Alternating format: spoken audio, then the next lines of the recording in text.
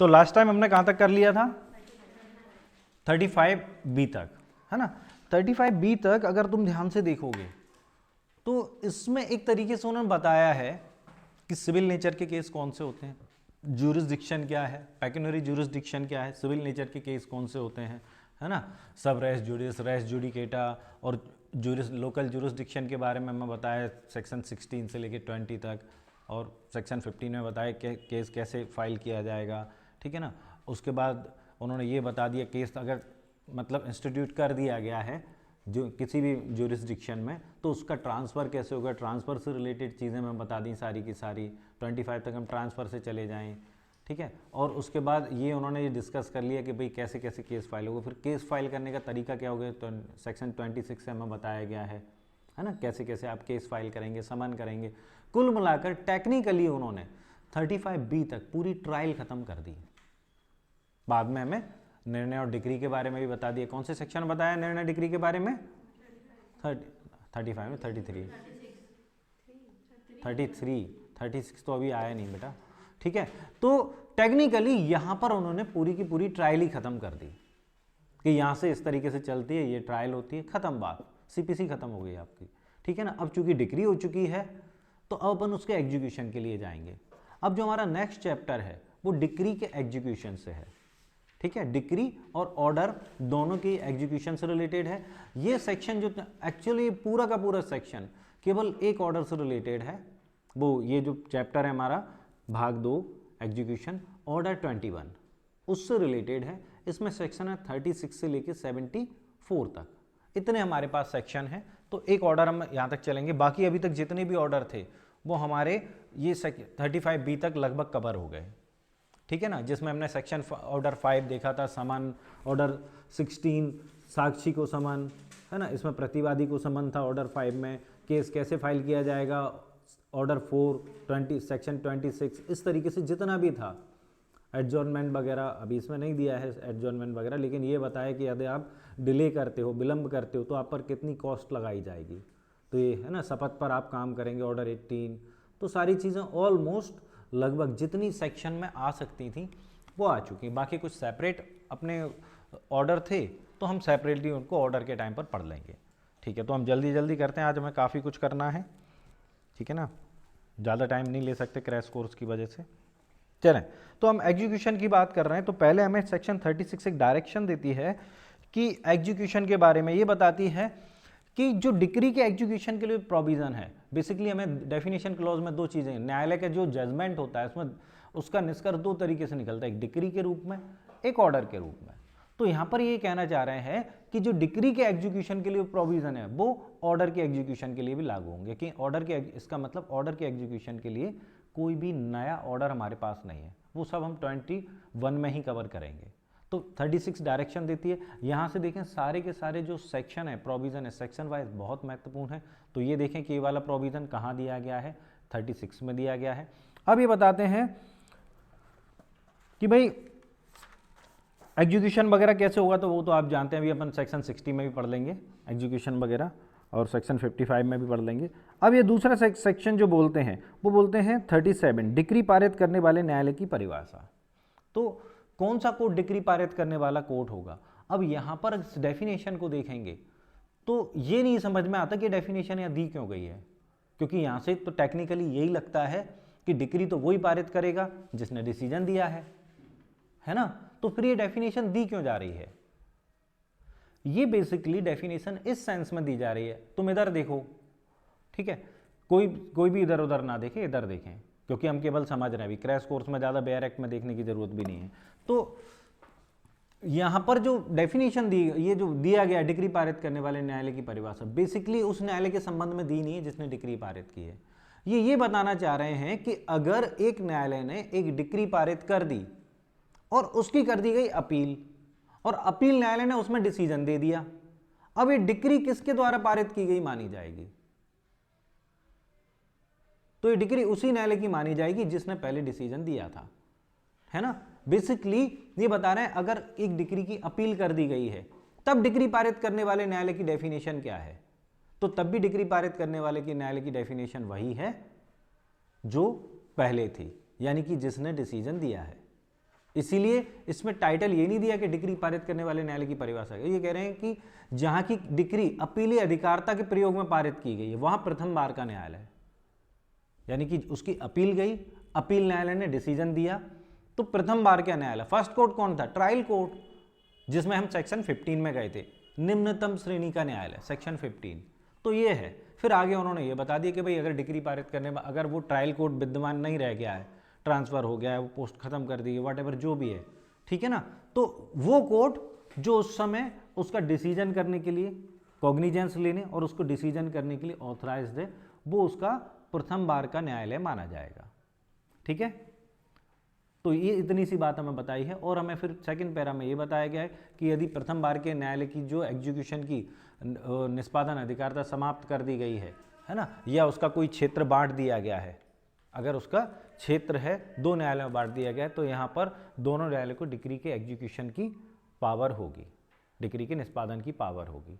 ठीक है, अब बात आती है डिक्री का निष्पादन कितने समय में किया जाना चाहिए। तो नॉर्मली हमें यहाँ पर जाना पड़ेगा आर्टिकल 136, ठीक है ना, लिमिटेशन एक्ट। तो डिक्री का निष्पादन नॉर्मल कंडीशन में डिक्री का निष्पादन होता है कितने समय में? 12 वर्ष में। आज्ञापक डिक्री का निष्पादन होता है मैंडेटरी 3 वर्ष में, ठीक है ना। और फिर एक होती है परपेचुअल डिक्री, शाश्वत व्यादेश, उसके लिए कोई लिमिट नहीं दी गई है।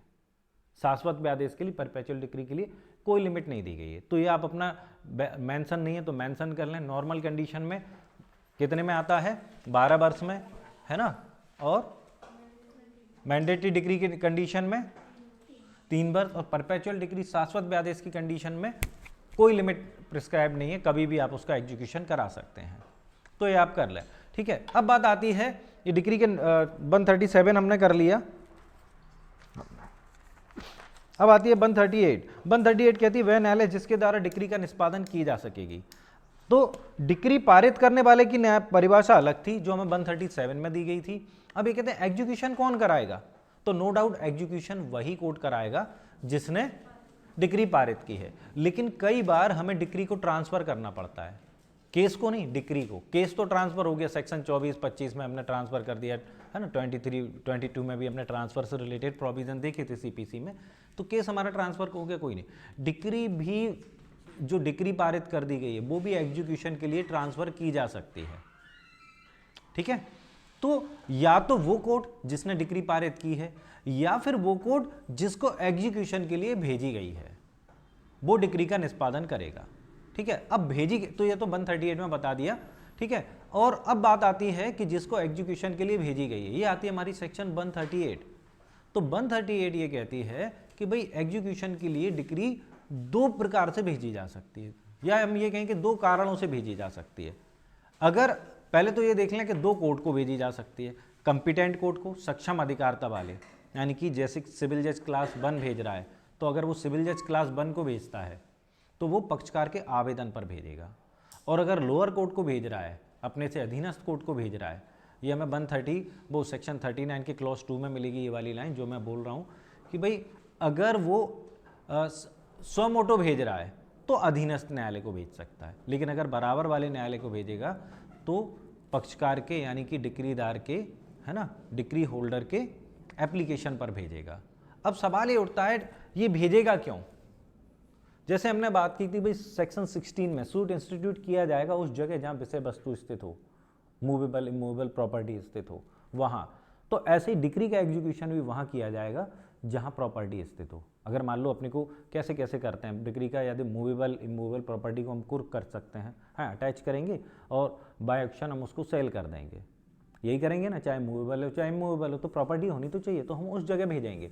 तो इसमें ये आप मेंस के लिए भी कर लेना सेक्शन 39 पूरा का पूरा कि भाई यहाँ पे हमें स्टेप बाय स्टेप ये देखना है, हमें 4 कारण बताए गए हैं।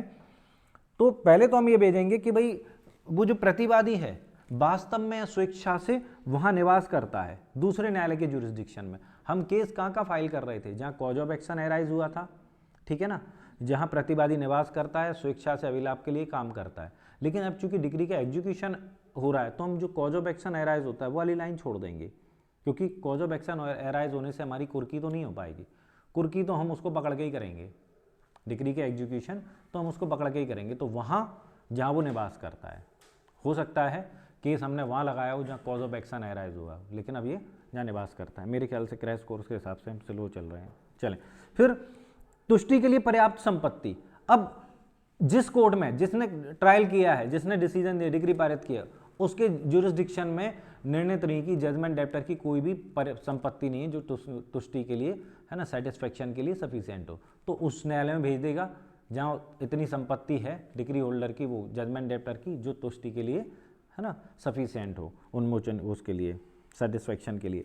या फिर डिक्री में ही कुछ ऐसी संपत्ति के बारे में लिखा है जिसके बारे में डिक्री में ही लिखा हुआ है कि भाई उस संपत्ति को बेचकर या कुर्क करके आप उसका एग्जीक्यूशन कर दें, और वो संपत्ति दूसरे न्यायालय के क्षेत्राधिकार में आती है।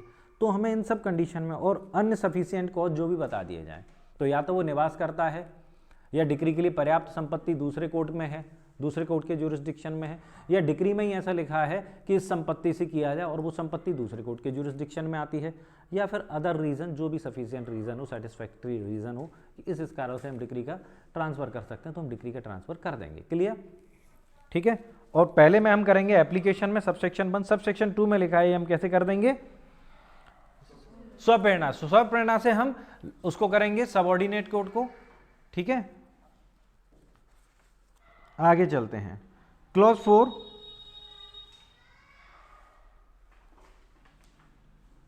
ये इस वाले क्लॉज ने कह दिया, इस धारा की कोई बात उस न्यायालय को जिसने डिक्री पारित किया है अपनी अधिकारिता की स्थानीय सीमाओं के बाहर किसी व्यक्ति या संपत्ति के विरुद्ध डिक्री के निष्पादन के लिए प्राधिकृत करने वाली नहीं समझी जाएगी। यही वो लाइन है जिसकी वजह से हम डिक्री को ट्रांसफर करना पड़ रहा है। वो कह रहे हैं जिसने भी डिक्री पारित की है वो अपनी जुरिस्डिक्शन के बाहर किसी व्यक्ति या संपत्ति पर एग्जीक्यूशन नहीं कर सकता। नहीं कर सकता तो क्या करेंगे, तो भेज दो, डिक्री वहीं भेज दो, उसी न्यायालय को भेज दो। क्लियर? 141 वो सेक्शन 40 ये कुछ बार आ गया है कि न्यायालय की डिक्री का, तो जिस राज्य में डिक्री उसके लिए भेजी गई है एग्जीक्यूशन के लिए, वहाँ उसी राज्य के रूल रेगुलेशन लागू होंगे। अगर राज्य परिवर्तित हो गया तो उस राज्य के रूल रेगुलेशन लागू होंगे, ना कि आपके। ठीक है।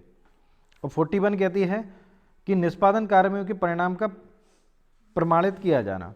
तो जो भी निष्पादन की जो भी फैक्ट हैं जिस न्यायालय को भेजी गई है वो उसको एंडोर्समेंट करके भेजेगा कि भाई अगर हम डिक्री का एग्जीक्यूशन नहीं कर पाए तो किन कारणों से नहीं कर पाए। किसको? जिसने डिक्री पारित की थी। 42 ये आता है अंतरिम डिक्री के निष्पादन में न्यायालय की शक्तियाँ। तो आपकी इसकी शक्तियाँ सबसेक्शन 2 में देख लें। शक्तियाँ एक तो ये 39 में ट्रांसफ़र कर सकता है, और सेक्शन 50 के अधीन मृत निर्णय निधि के विधिक प्रतिनिधि के विरुद्ध भी क्या कर सकता है, एग्जीक्यूशन। ये 2 पॉइंट आपको करने for the purpose of objective. ठीक है। और सी डिक्री को कुर्क करने का आदेश दे सकता है। तो डिक्री में क्या क्या कर सकता है ये, एक तो निष्पादन के लिए, यानी कि यहाँ कौन सी सेक्शन लागू होगी, 39। और सेक्शन 50 में आप जानते हैं कि जो जजमेंट डेप्टर है अगर वो मर जाता है तो उसके लीगल रिप्रेजेंटेटिव को केस पर लाया जाता है विदिन 30 डेज, तो वो कर लें। और डिक्री को कुर्क करने का आदेश दे सकता है, किसी अन्य व्यक्ति की कोई डिक्री हो तो उसको कुर्क करने का आदेश। तो 3 शक्तियाँ आप याद रख लें। देखें सेक्शन 47 में वैसे तो कुछ लिखा होगा, होता क्या है सब इधर देखें, कितनी बार बताया उसमें नहीं लिखा है। तो होता क्या है कि भाई डिक्री जो पारित की गई है, ठीक है, और जो जजमेंट है, आपने 2 डेफिनेशन देखी थी, डिक्री की डेफिनेशन और जजमेंट की डेफिनेशन, दोनों अलग अलग थी। तो जब डिक्री एग्जीक्यूशन के लिए भेजी जाती तो केवल उतनी कॉपी भेजी जाती है जिसमें यह बताया गया है कि निष्पादन क्या क्या कराना है ना, कितनी राशि की वसूली करनी है, हमें कौन सी संपत्ति है उसको कुर्क करना है। जैसे अपन जजमेंट में आपको कराता हूं तो उसमें कहता हूं कि भाई संपत्ति का पूरा ब्यौरा, एक तो आप फर्स्ट पॉइंट में थे, और डिक्री में जरूर दें। डिक्री में इसलिए देना होता है क्योंकि एग्जीक्यूशन के लिए डिक्री जाएगी। अगर आपने उसमें पूरे जजमेंट की तरह लिख दिया डिस्प्यूटेड प्रॉपर्टी, तो पारित करने, इवन जो डिक्री जिसने पारित की है वो भी जब डिक्री का एग्जीक्यूशन करेगा तो उसके पास भी वो पूरा जजमेंट नहीं होगा, केवल वो डिक्री होगी। तो उसमें डिक्री का जो भी प्रॉपर्टी पूरी मेंशन होनी चाहिए। तो प्रश्न ये उठता है क्या डिक्री का निष्पादन करने वाला न्यायालय एग्जीक्यूशन को डिक्री के पीछे जा सकता है? क्या वो देख सकता है कि क्या डिक्री कपट द्वारा प्राप्त की गई है, गलत आधारों पर प्राप्त की गई? तो कुछ नहीं देख सकता, क्योंकि डिक्री उसके पास होती ही नहीं है, जजमेंट उसके पास होता ही नहीं है। तो जजमेंट में वो ये नहीं देख सकता, डिक्री के पीछे नहीं जा सकता, क्योंकि उसके पास केवल डिक्री होती है। वो केवल उन प्रश्नों को डिसाइड करेगा जो उसके सामने डिक्री के एग्जीक्यूशन के टाइम पर आए थे। जैसे कोई व्यक्ति कहता है कि आपने किसी के लीगल रिप्रेजेंटेटिव के खिलाफ कर दिया, तो पहले तो प्रश्न ये उठता है कि वो दूसरा व्यक्ति उसका लीगल रिप्रेजेंटेटिव है या नहीं। अगर मान लो जिस संपत्ति के बारे आपने कहा कि इस संपत्ति को अटैच करके सेल कर दें, वो संपत्ति उसकी है नहीं, संपत्ति से संबंधित कोई प्रश्न उठता है। तो कुल मिलाकर यहाँ पर जब भी इस तरह का कोई क्वेश्चन है, आपको क्या ध्यान रखना है कि वो पीछे नहीं जा सकता, वो नहीं देख सकता, भले ही जजमेंट टोटली गलत हो। जजमेंट हो गया, हम आपको उसका एग्जीक्यूशन करना है, ये नहीं देखना वो सही है गलत है। ठीक है, क्लियर। लेकिन डिक्री के निष्पादन, एग्जीक्यूशन, सेटिस्फैक्शन, है ना, और डिस्चार्ज से रिलेटेड जितने भी प्रश्न होंगे वो डिक्री का निष्पादन करने वाला न्यायालय ही डिसाइड करेगा, ना कि डिक्री को पारित करने वाला न्यायालय, क्योंकि वो प्रश्न उसके सामने आ रहे हैं। तो कुल मिलाकर पहले जो प्रश्न थे उस पर डिक्री का निष्पादन करने वाला न्यायालय नहीं जाएगा, भले ही वो डिक्री को पारित करने वाला कोर्ट ही क्यों ना हो। अगर डिक्री पारित डिसीजन करने वाला कोर्ट खुद ही एग्जीक्यूशन कर रहा है, तब भी वो पीछे नहीं जा सकता, क्योंकि एग्जीक्यूशन के टाइम उसके पास केवल डिक्री होगी, ना कि पूरा जजमेंट। तो जजमेंट किस आधार पर दिया गया है वो नहीं देख सकता। वो किन प्रश्नों पर जाएगा? जो डिक्री के निष्पादन, उन्मोचन और तुष्टि से संबंधित है, एग्जीक्यूशन, डिस्चार्ज और सेटिस्फैक्शन से रिलेटेड जो प्रश्न है। ये लाइन हमें दी है सेक्शन 147 में, टिक कर लें। ठीक है, निष्पादन, उन्मोचन और तुष्टि से संबंधित है। ठीक है ना, वो 47 1 याद आ जाता है, 47 में दी है। अब यहां पर इसके अलावा इन सब चीजों के लिए कोई नया केस फाइल नहीं किया जाएगा, वो डिक्री का निष्पादन करने वाला न्यायालय ही कर लेगा, डिसाइड कर लेगा उसको। ठीक है, तो कोई नया केस यहां फाइल नहीं किया जाएगा। अब आता है, इससे पहले चूंकि हम ये मिलाकर पढ़ रहे थे डिक्री पारित करने वाले, वो डिक्री निष्पादन करने वाले न्यायालय की शक्तियां 42 में, तो उसके सीक्वेंस में मैंने आपको बता दिया सेक्शन 47। लेकिन इसके बीच में एक और महत्वपूर्ण चीज है, सेक्शन वाइज तो 45 भी कर लेना। एक और बहुत ही महत्वपूर्ण प्रश्न आता है सेक्शन 46 से, प्रीसेप्ट्स, है ना, आज्ञा पत्र।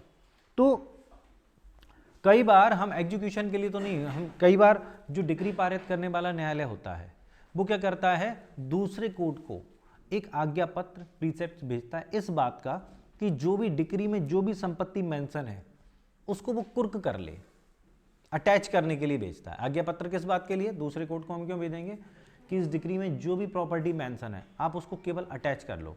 ऐसा अटैचमेंट एक बार में 2 महीने के लिए लागू रहता है। अगर आपको फिर से उसको कुर्क करवानी है तो फिर से आप उसको दूसरा प्रीसेप्ट आज्ञा पत्र भेज दें। ठीक है, तो ये याद रखें, ये बहुत महत्वपूर्ण प्रश्न है कि प्रीसेप्ट्स कौन से सेक्शन में हैं। प्रीसेप्ट्स के लिए एप्लीकेशन डिक्रीदार के आवेदन पर, तो प्रीसेप्ट्स के लिए कौन भेजता है, ये आज्ञा पत्र कौन भेजता है? डिक्री पारित करने वाला न्यायालय यानी डिसीजन कोर्ट, है ना, ट्रायल कोर्ट। और किसके? ये एप्लीकेशन पर भेजा जाता है। तो किसकी? डिक्रीदार की, डिक्री होल्डर की एप्लीकेशन पर भेजा जाएगा। अलग अलग ऑब्जेक्टिव है, सारे कर लेना। और इसमें क्या रहता है? इसमें ये लिखा रहता है कि भाई जो भी प्रॉपर्टी उसमें मेंशन है आप उसको अटैच कर लें। ठीक है, और लास्ट लाइन में लिखा हुआ है कि ऐसा अटैचमेंट एक बार में 2 महीने से ज़्यादा के लिए चालू नहीं रहेगा। 2 महीने के बाद अपने आप खत्म हो जाएगा। अगर आपको फिर से कराना है तो फिर से करा लें। तो 47 हम कर चुके हैं। ऑब्जेक्टिव के लिए जितना जरूरी है केवल उतना देख रहे हैं, बाकी तो हम बाद में देखेंगे मेंस में। 49 ट्रांसफरी, ये सेट ऑफ के बारे में बताता है, अगर आप ठीक से इसको देखेंगे। नहीं, फिर आता है हमारा लीगल रिप्रेजेंटेटिव। 211 में हमें लीगल रिप्रेजेंटेटिव को डिफाइन किया गया था। लीगल रिप्रेजेंटेटिव ऑलमोस्ट वो व्यक्ति होता है जिसके पास मृतक की संपत्ति आई है। ठीक है, तो होता क्या है, यहाँ पर एक एग्जीक्यूशन चल रहा है। ड्यूरिंग एग्जीक्यूशन जो जजमेंट डेप्टर है वो मर जाता है। तो ऐसी स्थिति में डिक्री होल्डर के एप्लीकेशन से उसके मरने के 30 दिन के भीतर आपको एप्लीकेशन करनी पड़ेगी। तो डिक्री होल्डर की एप्लीकेशन पर जो एग्जीक्यूशन कोड है, नहीं एग्जीक्यूशन कोड नहीं, बेसिकली इसमें ट्रायल कोर्ट होगा, है ना। डिक्री, ये एप्लीकेशन आपको कहाँ करनी है? डिक्री पारित करने वाले न्यायालय में। ठीक है, ना कि उसमें जिसमें डिक्री भेजी गई है। तो डिक्री जिसने पास की है, ये याद रखना, डिक्री पारित करने वाले न्यायालय में एप्लीकेशन करेगा कि ये जो डिक्री होल्डर वो था जजमेंट डेप्टर, उसके लीगल रिप्रेजेंटेटिव को केस पर लाया जाए। क्लियर? लीगल रिप्रेजेंटेटिव को हम कहाँ लाएंगे? केस पर लाएंगे, पार्टी बनाएंगे। ठीक है, तो ये एप्लीकेशन पर होता है। और सब सेक्शन 2 समझ लें, सब सेक्शन 2 ये कहता है कि अगर इस तरीके से उसको पार्टी बना लिया गया है, देखें अगर आपने विद इन टाइम नहीं बनाया तो यहाँ पर केस खत्म हो जाएगा। ठीक है, फिर आप उसको बार बार नहीं बना सकते, विद इन टाइम आपको बनाना पड़ेगा। ठीक है, एप्लीकेशन कौन करेगा, है ना, कौन करेगा, डिक्री होल्डर, किसे, डिक्री पारित करने वाले न्यायालय को। ठीक है, और ये जो डिक्री उसके खिलाफ दी गई है, उसको आपने बनाया है लीगल रिप्रेजेंटेटिव को, उसमें पार्टी बनाया है, तो उसके अगेंस्ट केवल उतना ही एग्जीक्यूशन होगा जितनी की प्रॉपर्टी उसके पास आई है और जितनी उसने संपत्ति की देखरेख के लिए खर्च ना कर दी हो।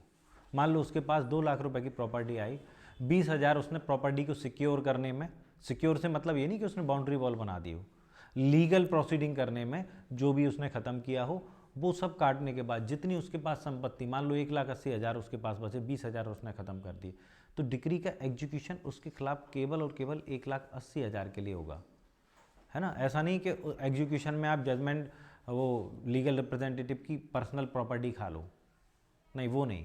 इसीलिए लीगल रिप्रेजेंटेटिव को मैंने आपको जो बोला था वो केवल इस सेंस में आपको देखना है कि वो व्यक्ति लीगल रिप्रेजेंटेटिव है जिसके पास संपत्ति आई है। ठीक है, चलें, तो ये 2 लाइनें हैं कि तो सेक्शन 50 महत्वपूर्ण है। दूसरी बात क्या महत्वपूर्ण है कि एप्लीकेशन आप कहाँ करेंगे, डिक्री पारित करने वाले न्यायालय में। कौन करेगा, डिक्री होल्डर। ठीक है ना, और लिमिट इसमें आया तो विद इन 30 डेज आप देख लेना। ठीक है,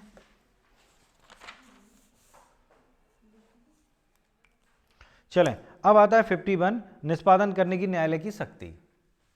तो इसमें निष्पादन की शक्तियां बताई हैं, टाइटल वाइज कर लें तो निष्पादन हर तरीके से जो आपने उसमें MPLRC में सेक्शन 147 में देखा था वो सारा जो कुछ भी है आप इसमें देख लें। ठीक है ना, तो इसको देखने की जरूरत नहीं, आप तो केवल सेक्शन वाइज करें, पावर ऑफ एग्जीक्यूशन कोड। फिर करते हैं 52, विधिक प्रतिनिधियों के विरुद्ध डिक्री का प्रवर्तन। तो ये भी आप देख लें, ये सेम टू सेम वही कॉन्सेप्ट इसमें वो लगेगा जो सेक्शन 50 में लग रहा था लीगल रिप्रेजेंटेटिव वाला, कि भाई हम विधिक प्रतिनिधि के विरुद्ध डिक्री का जो वो करा रहे हैं, डिक्री का प्रवर्तन, वो कब करा रहे हैं, जब उसके साथ हाथ में प्रॉपर्टी आई है। मैंने आपको लीगल रिप्रेजेंटेटिव के बारे में क्या बताया था, एक व्यक्ति के 2 बेटे हैं, उसमें से उसने वो एक को वो कुछ नहीं देता, ठीक है ना, और दूसरे को अपनी सारी संपत्ति दे देता है, तो दूसरा बेटा ही उसका लीगल रिप्रेजेंटेटिव हो, क्योंकि हम ये प्रॉपर्टी के सेंस में देख रहे हैं, ना कि इसके सेंस में कि कौन किसका बेटा है, कौन किसका रिश्तेदार है। क्लियर, तो इस बात को ध्यान में रखें। तो सेम टू सेम वही प्रोविजन यहाँ लागू होगा, तो दिमाग लगाने की जरूरत नहीं, केवल टाइटल वाइज याद रखें। फिर आता है पैतृक संपत्ति का दायित्व। तो सेक्शन 50 और 52 में बेसिकली जो प्रॉपर्टी है, ये यहाँ पर एक बड़ी वाली बात कर रहे हैं कि कई बार जो प्रॉपर्टी होती है, बड़ी लॉजिकल बात है, इसमें एक लाइन आई होगी, एक प्रॉपर्टी किसी व्यक्ति के डेब्ट के लिए लायबल है, अगर वो प्रॉपर्टी किसी को मिलती है, ठीक है ना, तो उस प्रॉपर्टी पर उतनी लायबिलिटी होगी। अगर मान लो ये कह रहे हैं पैतृक संपत्ति का दायित्व, तो कोई पैतृक संपत्ति है, किसी को मिली है, भले ही वो उसका लीगल रिप्रेजेंटेटिव ना हो, लेकिन उस प्रॉपर्टी पर भले ही उसने ट्रांसफर कर दी हो कुछ भी, अगर वो किसी की डेब्ट के लिए लायबल है तो उस प्रॉपर्टी पर हमेशा वो डेब्ट चलता रहेगा जब तक कि उसका एग्जीक्यूशन ना हो जाए। तो यहाँ पर अपने को लाइन करनी है, ऐसे मृत के, जैसे हमने कहा था ना section 17 transfer of property act में, भाई उसके मेंटेनेंस के लिए हम प्रॉपर्टी को वो केयर सेव करें, इस टाइप से कई बार हम ये कहते हैं भाई ये प्रॉपर्टी है और सारी लायबिलिटी जो होंगी इस प्रॉपर्टी से चुकाई जाएंगी। तो अगर ये प्रॉपर्टी आप किसी को लीगल एलआर्स को मिल जाती है तो उस पर वो लायबिलिटी हमेशा चलती रहती है जब तक वो लायबिलिटी समाप्त ना हो जाए। हाँ, 54 ये वो प्रोविजन है, हमने क्या कहा था, सेक्शन 137 MPLRC, किसी भूमि पर निर्धारित किया गया भू राजस्व उसके लगानों एवं लाभों पर प्रथम प्रभार होगा। तो ऐसी स्थिति में अगर उस पर कोई भी जो चार्ज है, स्टेट गवर्नमेंट का कोई प्रभार है, भार है, चार्ज है, तो ऐसी स्थिति में ऐसी डिक्री के एग्जीक्यूशन जब कुर्क किया जाता तो उसमें कलेक्टर को पार्टी बनाया जाएगा, क्योंकि सबसे पहले कलेक्टर क्या करेगा, रेवेन्यू ले लेगा उससे। तो कलेक्टर को पार्टी कहाँ बनाया जाता है, सेक्शन 54 में यहाँ। ठीक है, अब आगे चलते हैं 55 गिरफ्तारी और निरोध। तो याद रखें, अब जो डिक्री का एग्जीक्यूशन होगा, हमने देखा अटैचमेंट के द्वारा तो हो ही जाएगा, आप मूवेबल इमूवेबल प्रॉपर्टी अटैच कर लेंगे। अरेस्ट भी किया जा सकता है, किसी व्यक्ति को कारावास में भी रखा जा, सिविल इम्प्रिजमेंट में भी रखा जा सकता है, तो उसके लिए हम गिरफ्तारी और निरोध की बात कर रहे हैं। तो अरेस्ट करेंगे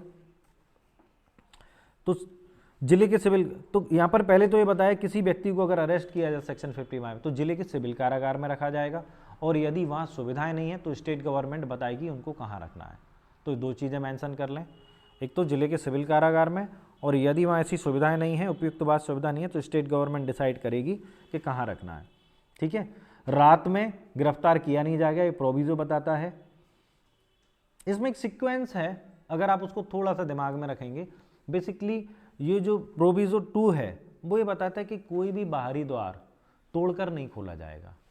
किसी भी व्यक्ति को गिरफ्तार करने की कोई भी बाहरी द्वार तोड़कर नहीं खोला जाएगा, क्योंकि सिविल कारागार की बात कर रहे हैं। लेकिन यदि आप एक बार घर में प्रवेश कर गए तो फिर कोई भी दरवाज़ा तोड़कर खोल सकते हैं। ठीक है, फिर नेक्स्ट जो प्रोविजो आएगा वो आ जाएगा कि अगर कोई स्त्री देश की रूढ़ियों प्रथाओं के कारण किसी के सामने आने से रिस्ट्रिक्टेड है कि भाई नहीं आती हैं, पर्दा नसीन महिलाएं कुछ भी हैं, अगर उसके कब्जे का कमरा है तो उसमें अगर आपको एंट्री करनी है तो आप उसको निकल जाने का पर्याप्त अवसर देंगे। ठीक है, तो इस तरीके से प्रोविजो दिए, लंबे लंबे, इनमें बहुत ज़्यादा कुछ नहीं, बस दिमाग में रखें। हाँ, यहाँ पर सबसेक्शन जो 3 है वो महत्वपूर्ण है। ये कहते हैं धन के संदाय की डिक्री के निष्पादन में गिरफ्तार किया जाने वाला व्यक्ति, अगर मनी रिकवरी सूट में कोई व्यक्ति ये कहता है कि भाई न्यायालय उसको ये बता सकता है कि आप अपने आप को इंसॉल्वेंट डिक्लेयर करा लें। ठीक है ना, इंसॉल्वेंट डिक्लेयर करा लें, क्योंकि मनी रिकवरी सूट में इंसॉल्वेंट दिवालिया घोषित करा लें तो आपके खिलाफ डिक्री का एग्जीक्यूशन होगा ही नहीं। और यहाँ पर प्रोविजन दिया गया है सबसेक्शन 4 में कि इसमें आवेदन 1 मास के भीतर करना। अगर न्यायालय ने आपसे कहा है कि आप अपने आप को दिवालिया घोषित करा सकते हैं, फिर आपके खिलाफ किसी प्रकार का एग्जीक्यूशन नहीं होगा। तो इसके लिए न्यायालय, अगर आप कहते हैं कि भाई हम इस प्रोसीडिंग में जा रहे हैं दिवालिया घोषित कराने के लिए, इंसॉल्वेंट डिक्लेयर कराने के लिए, तो उसके लिए आपको 1 महीने का टाइम दिया जाएगा सबसेक्शन 4 में। तो ओवरऑल सेक्शन 55 जो हमें इतनी बड़ी सी दिख रही है, हमें उसमें ज़्यादा कुछ नहीं करना। इन्होंने कहा जो व्यक्ति गिरफ्तार किया जाएगा तो जिले के सिविल कारागार में रखा जाएगा, अगर वहाँ वास सुविधाएं नहीं हैं तो स्टेट गवर्नमेंट बताएगी क्या करना है। रात में हम किसी को गिरफ्तार करेंगे नहीं, बाहरी दरवाज़ा तोड़कर खोलेंगे नहीं, लेकिन यदि अंदर घुस गए हैं घर में तो फिर कोई भी दरवाज़ा तोड़ कर खोलेंगे। पर्दा नसीन महिला को हम निकल जाने का, हट जाने का पर्याप्त अवसर देंगे। और यदि कोई व्यक्ति अपने आप को इंसॉल्वेंट घोषित कराना चाहता है, न्यायालय उसको ऑप्शन देगा मनी रिकवरी सूट में, तो फिर वो 1 महीने का हम उसको टाइम देंगे कि न्यायालय कि भाई 1 महीने में आप अपने आप को इंसॉल्वेंट डिक्लेयर कराने के लिए एप्लीकेशन फाइल कर दें। क्लियर? तो ये आपकी सेक्शन 55 थी 4-5 टिप्स में। अगर आप इसको टिप्स को थोड़ा सा पूरे रीड करके अपने दिमाग में रखते हैं तो मेंस में भी अगर आप इतना थोड़ा थोड़ा लिख देते हैं तो आपका काम चल जाएगा। अब आता है 56। तो 56 की कहती है कि धन के संदाय की डिक्री के निष्पादन में स्त्रियों की गिरफ्तारी नहीं की जाएगी। तो मनी रिकवरी सूट में हम वुमेन्स को अरेस्ट नहीं कर सकते, ये टाइटल वाइज कर लें। 57 जीवन निर्वाह भत्ता। भाई जो व्यक्ति सिविल कारागार में रखा जाए, सिविल केस में भी बड़ा मज़ेदार बात है कि जो व्यक्ति सिविल कारागार में रखा जाता है वो जिस व्यक्ति को उसने अरेस्ट करवाया है उसके खाने पीने के खर्चे वो ही देगा, है ना। यानी कि जजमेंट डेप्टर के खाने पीने के खर्चे डिक्री होल्डर देगा। तो इसको जीवन निर्वाह भत्ता देना पड़ेगा हमें, तब हम जाके रखेंगे। और जीवन निर्वाह भत्ता उसकी पंक्ति, मूलवंश और राष्ट्रीयता को ध्यान में रखते हुए देना पड़ेगा। यानी जिस कैटेगरी का वो व्यक्ति होगा, जो स्टेटस उसका है, उस हिसाब से उसको जीवन निर्वाह, उसके लिए जीवन निर्वाह भत्ते देने पड़ेंगे, खाने पीने के खर्चे। फिर आते हैं आप कितने समय तक उसको निरोध में रख सकते हैं, कस्टडी में रख सकते हैं। तो सिविल कारागार में क्लॉज ए कहता है कि यदि, यहाँ पर 2 पॉइंट याद कर लें, अगर 5,000 रुपये से अधिक का है तो मैक्सिमम, यानी कि डिक्री के एग्जीक्यूशन में आप 3 महीने से ज़्यादा किसी को सिविल कारागार में रख ही नहीं सकते। अगर 5,000 रुपये तक का अमाउंट है तो 3 मास, ठीक है ना। और यदि 2,000 रुपये से अधिक का अमाउंट है तो 6 सप्ताह, और 2,000 रुपये तक का अमाउंट है तो रख ही नहीं सकते। ये बात हमें बताइए कहाँ पर, सबसेक्शन 1A में। अगर 2,000 रुपये तक का हमारा अमाउंट तो हम उसको सिविल कारागार में रख ही नहीं सकते। 2,000 रुपये से ऊपर का है तो मैक्सिमम 6 वीक्स, है ना। और 2,000 से 5,000 रुपये के बीच का है तो वो 5,000 रुपये तक से अधिक का है तो कहाँ तक, कितने समय तक रखेंगे, मैक्सिमम 3 मंथ। ठीक है, तो ये इंटरेस्टिंग है कि 2 माह तक तो हम रख ही नहीं सकते, मतलब 2,000 रुपये तक का अमाउंट है तो हम उसको रख ही नहीं सकते। 205 में 6 सप्ताह, 5 से ऊपर मैक्सिमम 3 मंथ। ठीक है, इसमें पूरा कैलकुलेशन दिया है सबसेक्शन वो क्लॉज बी के बाद कि कैसे कैसे दिया जाएगा। तो मैं आपको बता देता हूँ कैसे कैसे दिया जाएगा। अच्छा खैर ये नहीं बताया, इसमें ये बताया गया है कि ये जो अमाउंट है, मान लो आपको गिरफ्तार कर लिया गया 1 महीने के लिए और दूसरे दिन आपने अमाउंट दे दिया डिक्री के एग्जीक्यूशन, तो आपको तुरंत छोड़ दिया जाएगा। ठीक है,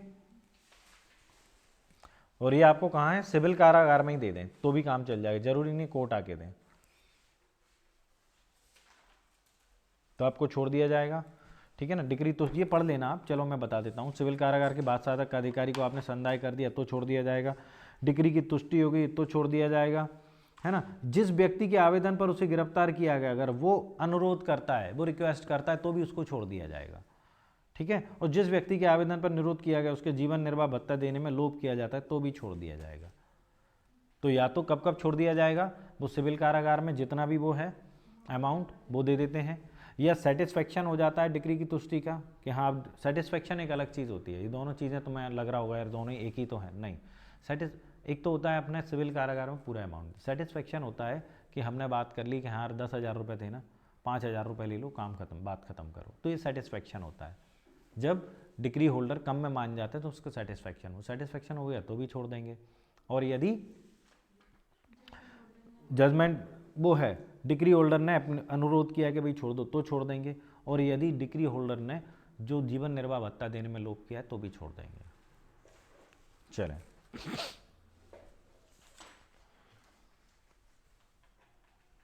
सबसेक्शन 2 कहता है इसका, इस धारा के अधीन निरोध से छोड़ा गया व्यक्ति निर्णय ऋणी, एक्चुअल में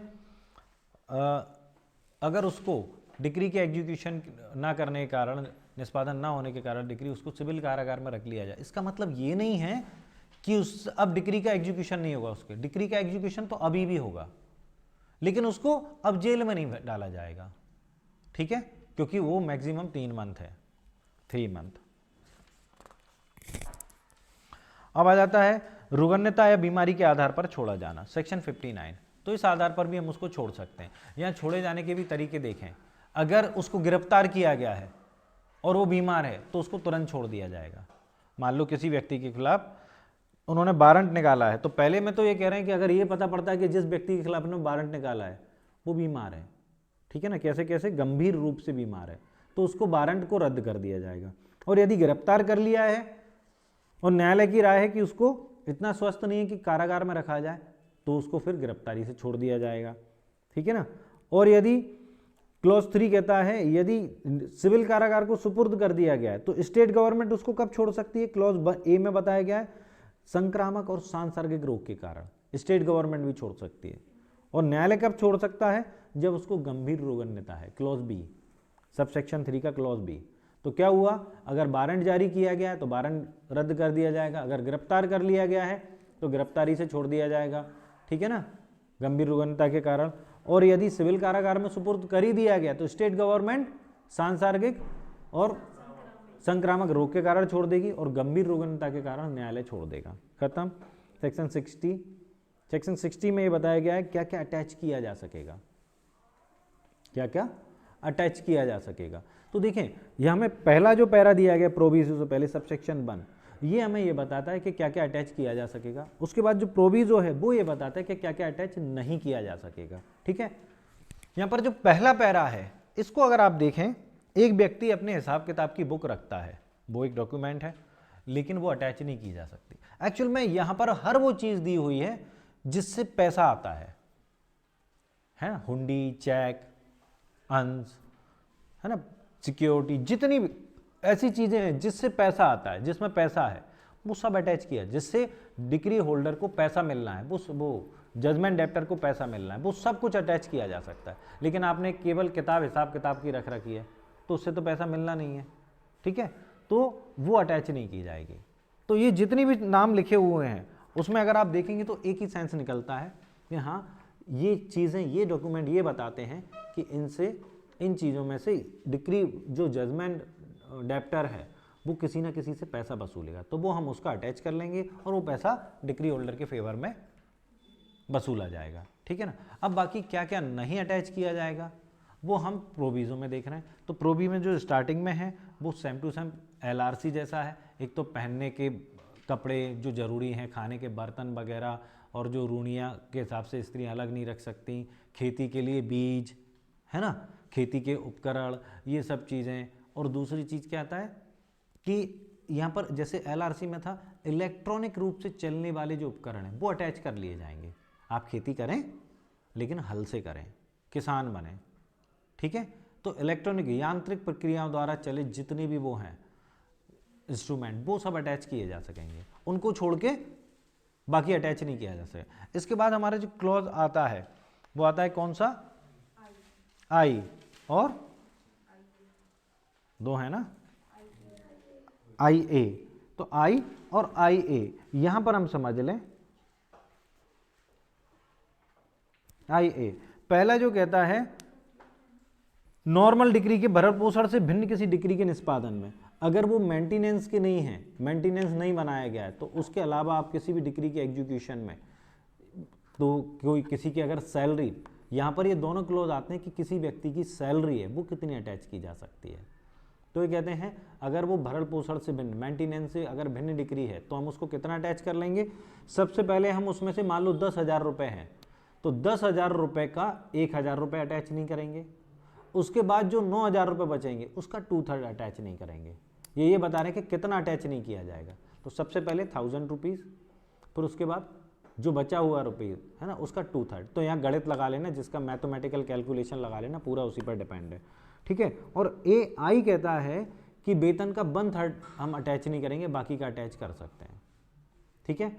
तो ये जो अमाउंट बताया गया है, जो परसेंट, ये जो रेशियो बताया गया है, ये बताया गया है कि क्या अटैच नहीं किया। ये मत करना कि इतना अटैच कर लेंगे, इतना अटैच नहीं किया जाएगा, ये इसमें लिखा हुआ है, क्लियर। अब अपन आई में थोड़ा सा और डिस्कस कर लेते हैं।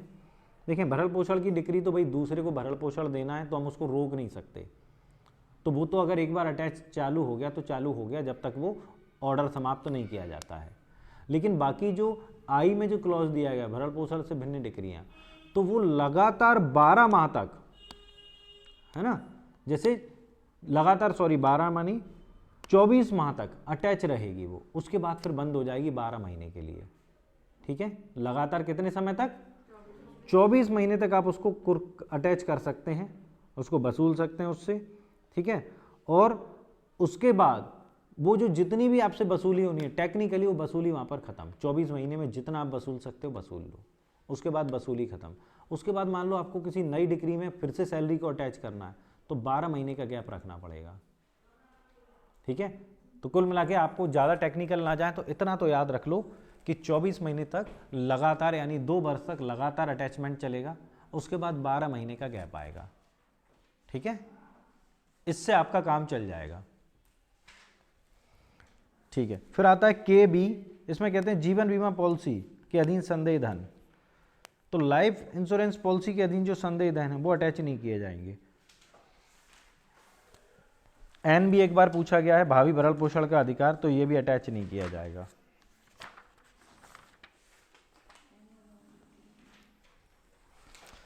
अब आता है 61, तो कृषि उपज को भागते छूट। ये कहते हैं ऐसी कृषि उपज को भागते हम छूट दे रहे हैं जो आगामी फसल को उगाने के लिए आवश्यक हो।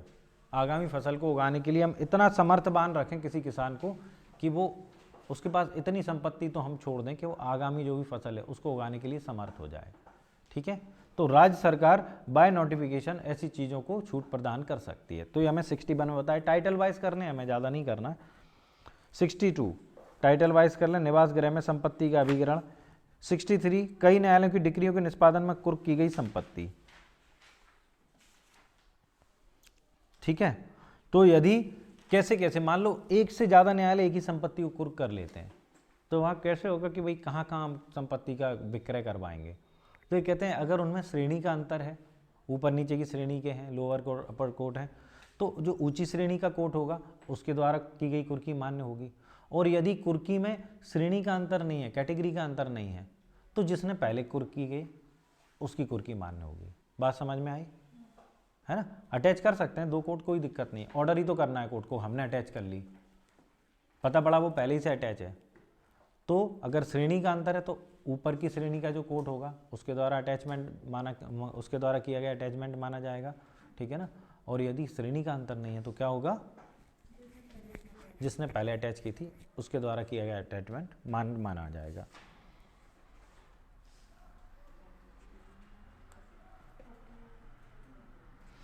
सिक्सटी फोर, कुर्की के पश्चात संपत्ति के प्राइवेट अन्य संक्रमण का शून्य। एक तो सेक्शन वाइज करें और ये कह रहे हैं यदि अटैचमेंट कर लिया गया है तो सबसे पहले वो सब चीज़ें वसूली जाएंगी कि जैसे रेवेन्यू वसूला जाएगा, ठीक है ना, खर्चे वसूले जाएंगे कुर्की के।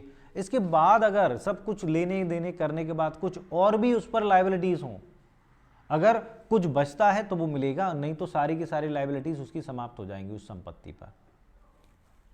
हो सकता है एक ही व्यक्ति ने कई लोगों से कर्ज ले रखा है एक संपत्ति पर, तो जिसने अटैचमेंट कराया पहले उसको मिलेगा, बाकी सब शून्य हो जाएगा, क्योंकि जब बचा ही नहीं है तो दोगे क्या। 65 टाइटल वाइज बहुत महत्वपूर्ण है, क्रेता का हक। बेसिकली उस क्रेता की बात कर रहे हैं जिसने नीलामी में संपत्ति खरीदी है। अगर संपत्ति कुर्क की गई है तो बेची भी जाएगी, है ना, तो एक परचेजर भी होगा, तो उसको उसमें टाइटल कब मिल जाता है, तो इसके लिए कहते हैं जब, ये लाइन अंडरलाइन करें, जब उसका विक्रय किया गया है, ना कि उस समय जब विक्रय आत्यंतिक हुआ है, क्रेता में निहित हो जाएगी, ठीक है ना। तो यहां पर यह जरूरी नहीं है कि जो विक्रय कब एब्सोल्यूट हुआ है, जब विक्रय हुआ है, जब विक्रय किया, ये दोनों अलग बातें हैं, एक विक्रय होना और विक्रय एब्सोल्यूट होना। जब हम ऑर्डर 21 पढ़ेंगे तो उसमें कुछ रूल्स आएंगे, आई थिंक एक मिनट, नहीं 84 नहीं, 84 के बाद होंगे, क्योंकि 84 में तो कुर्की के बारे में बता रहे हैं ना, कि वो सॉरी नीलामी के बारे में बता रहे हैं ना, अमाउंट वगैरह देना, इसी के आगे के होंगे।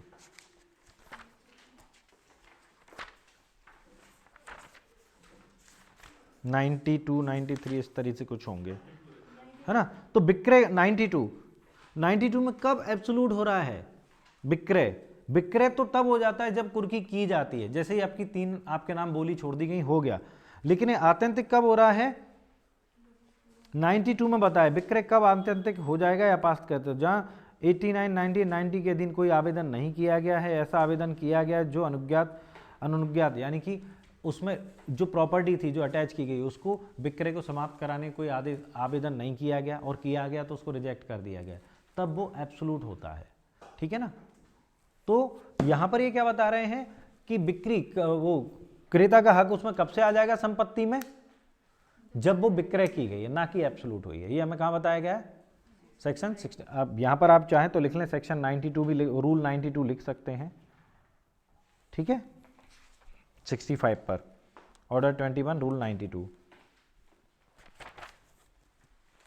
68 से 72 रिपील हैं, 73 छोड़ दें, 74 निष्पादन का प्रतिरोध।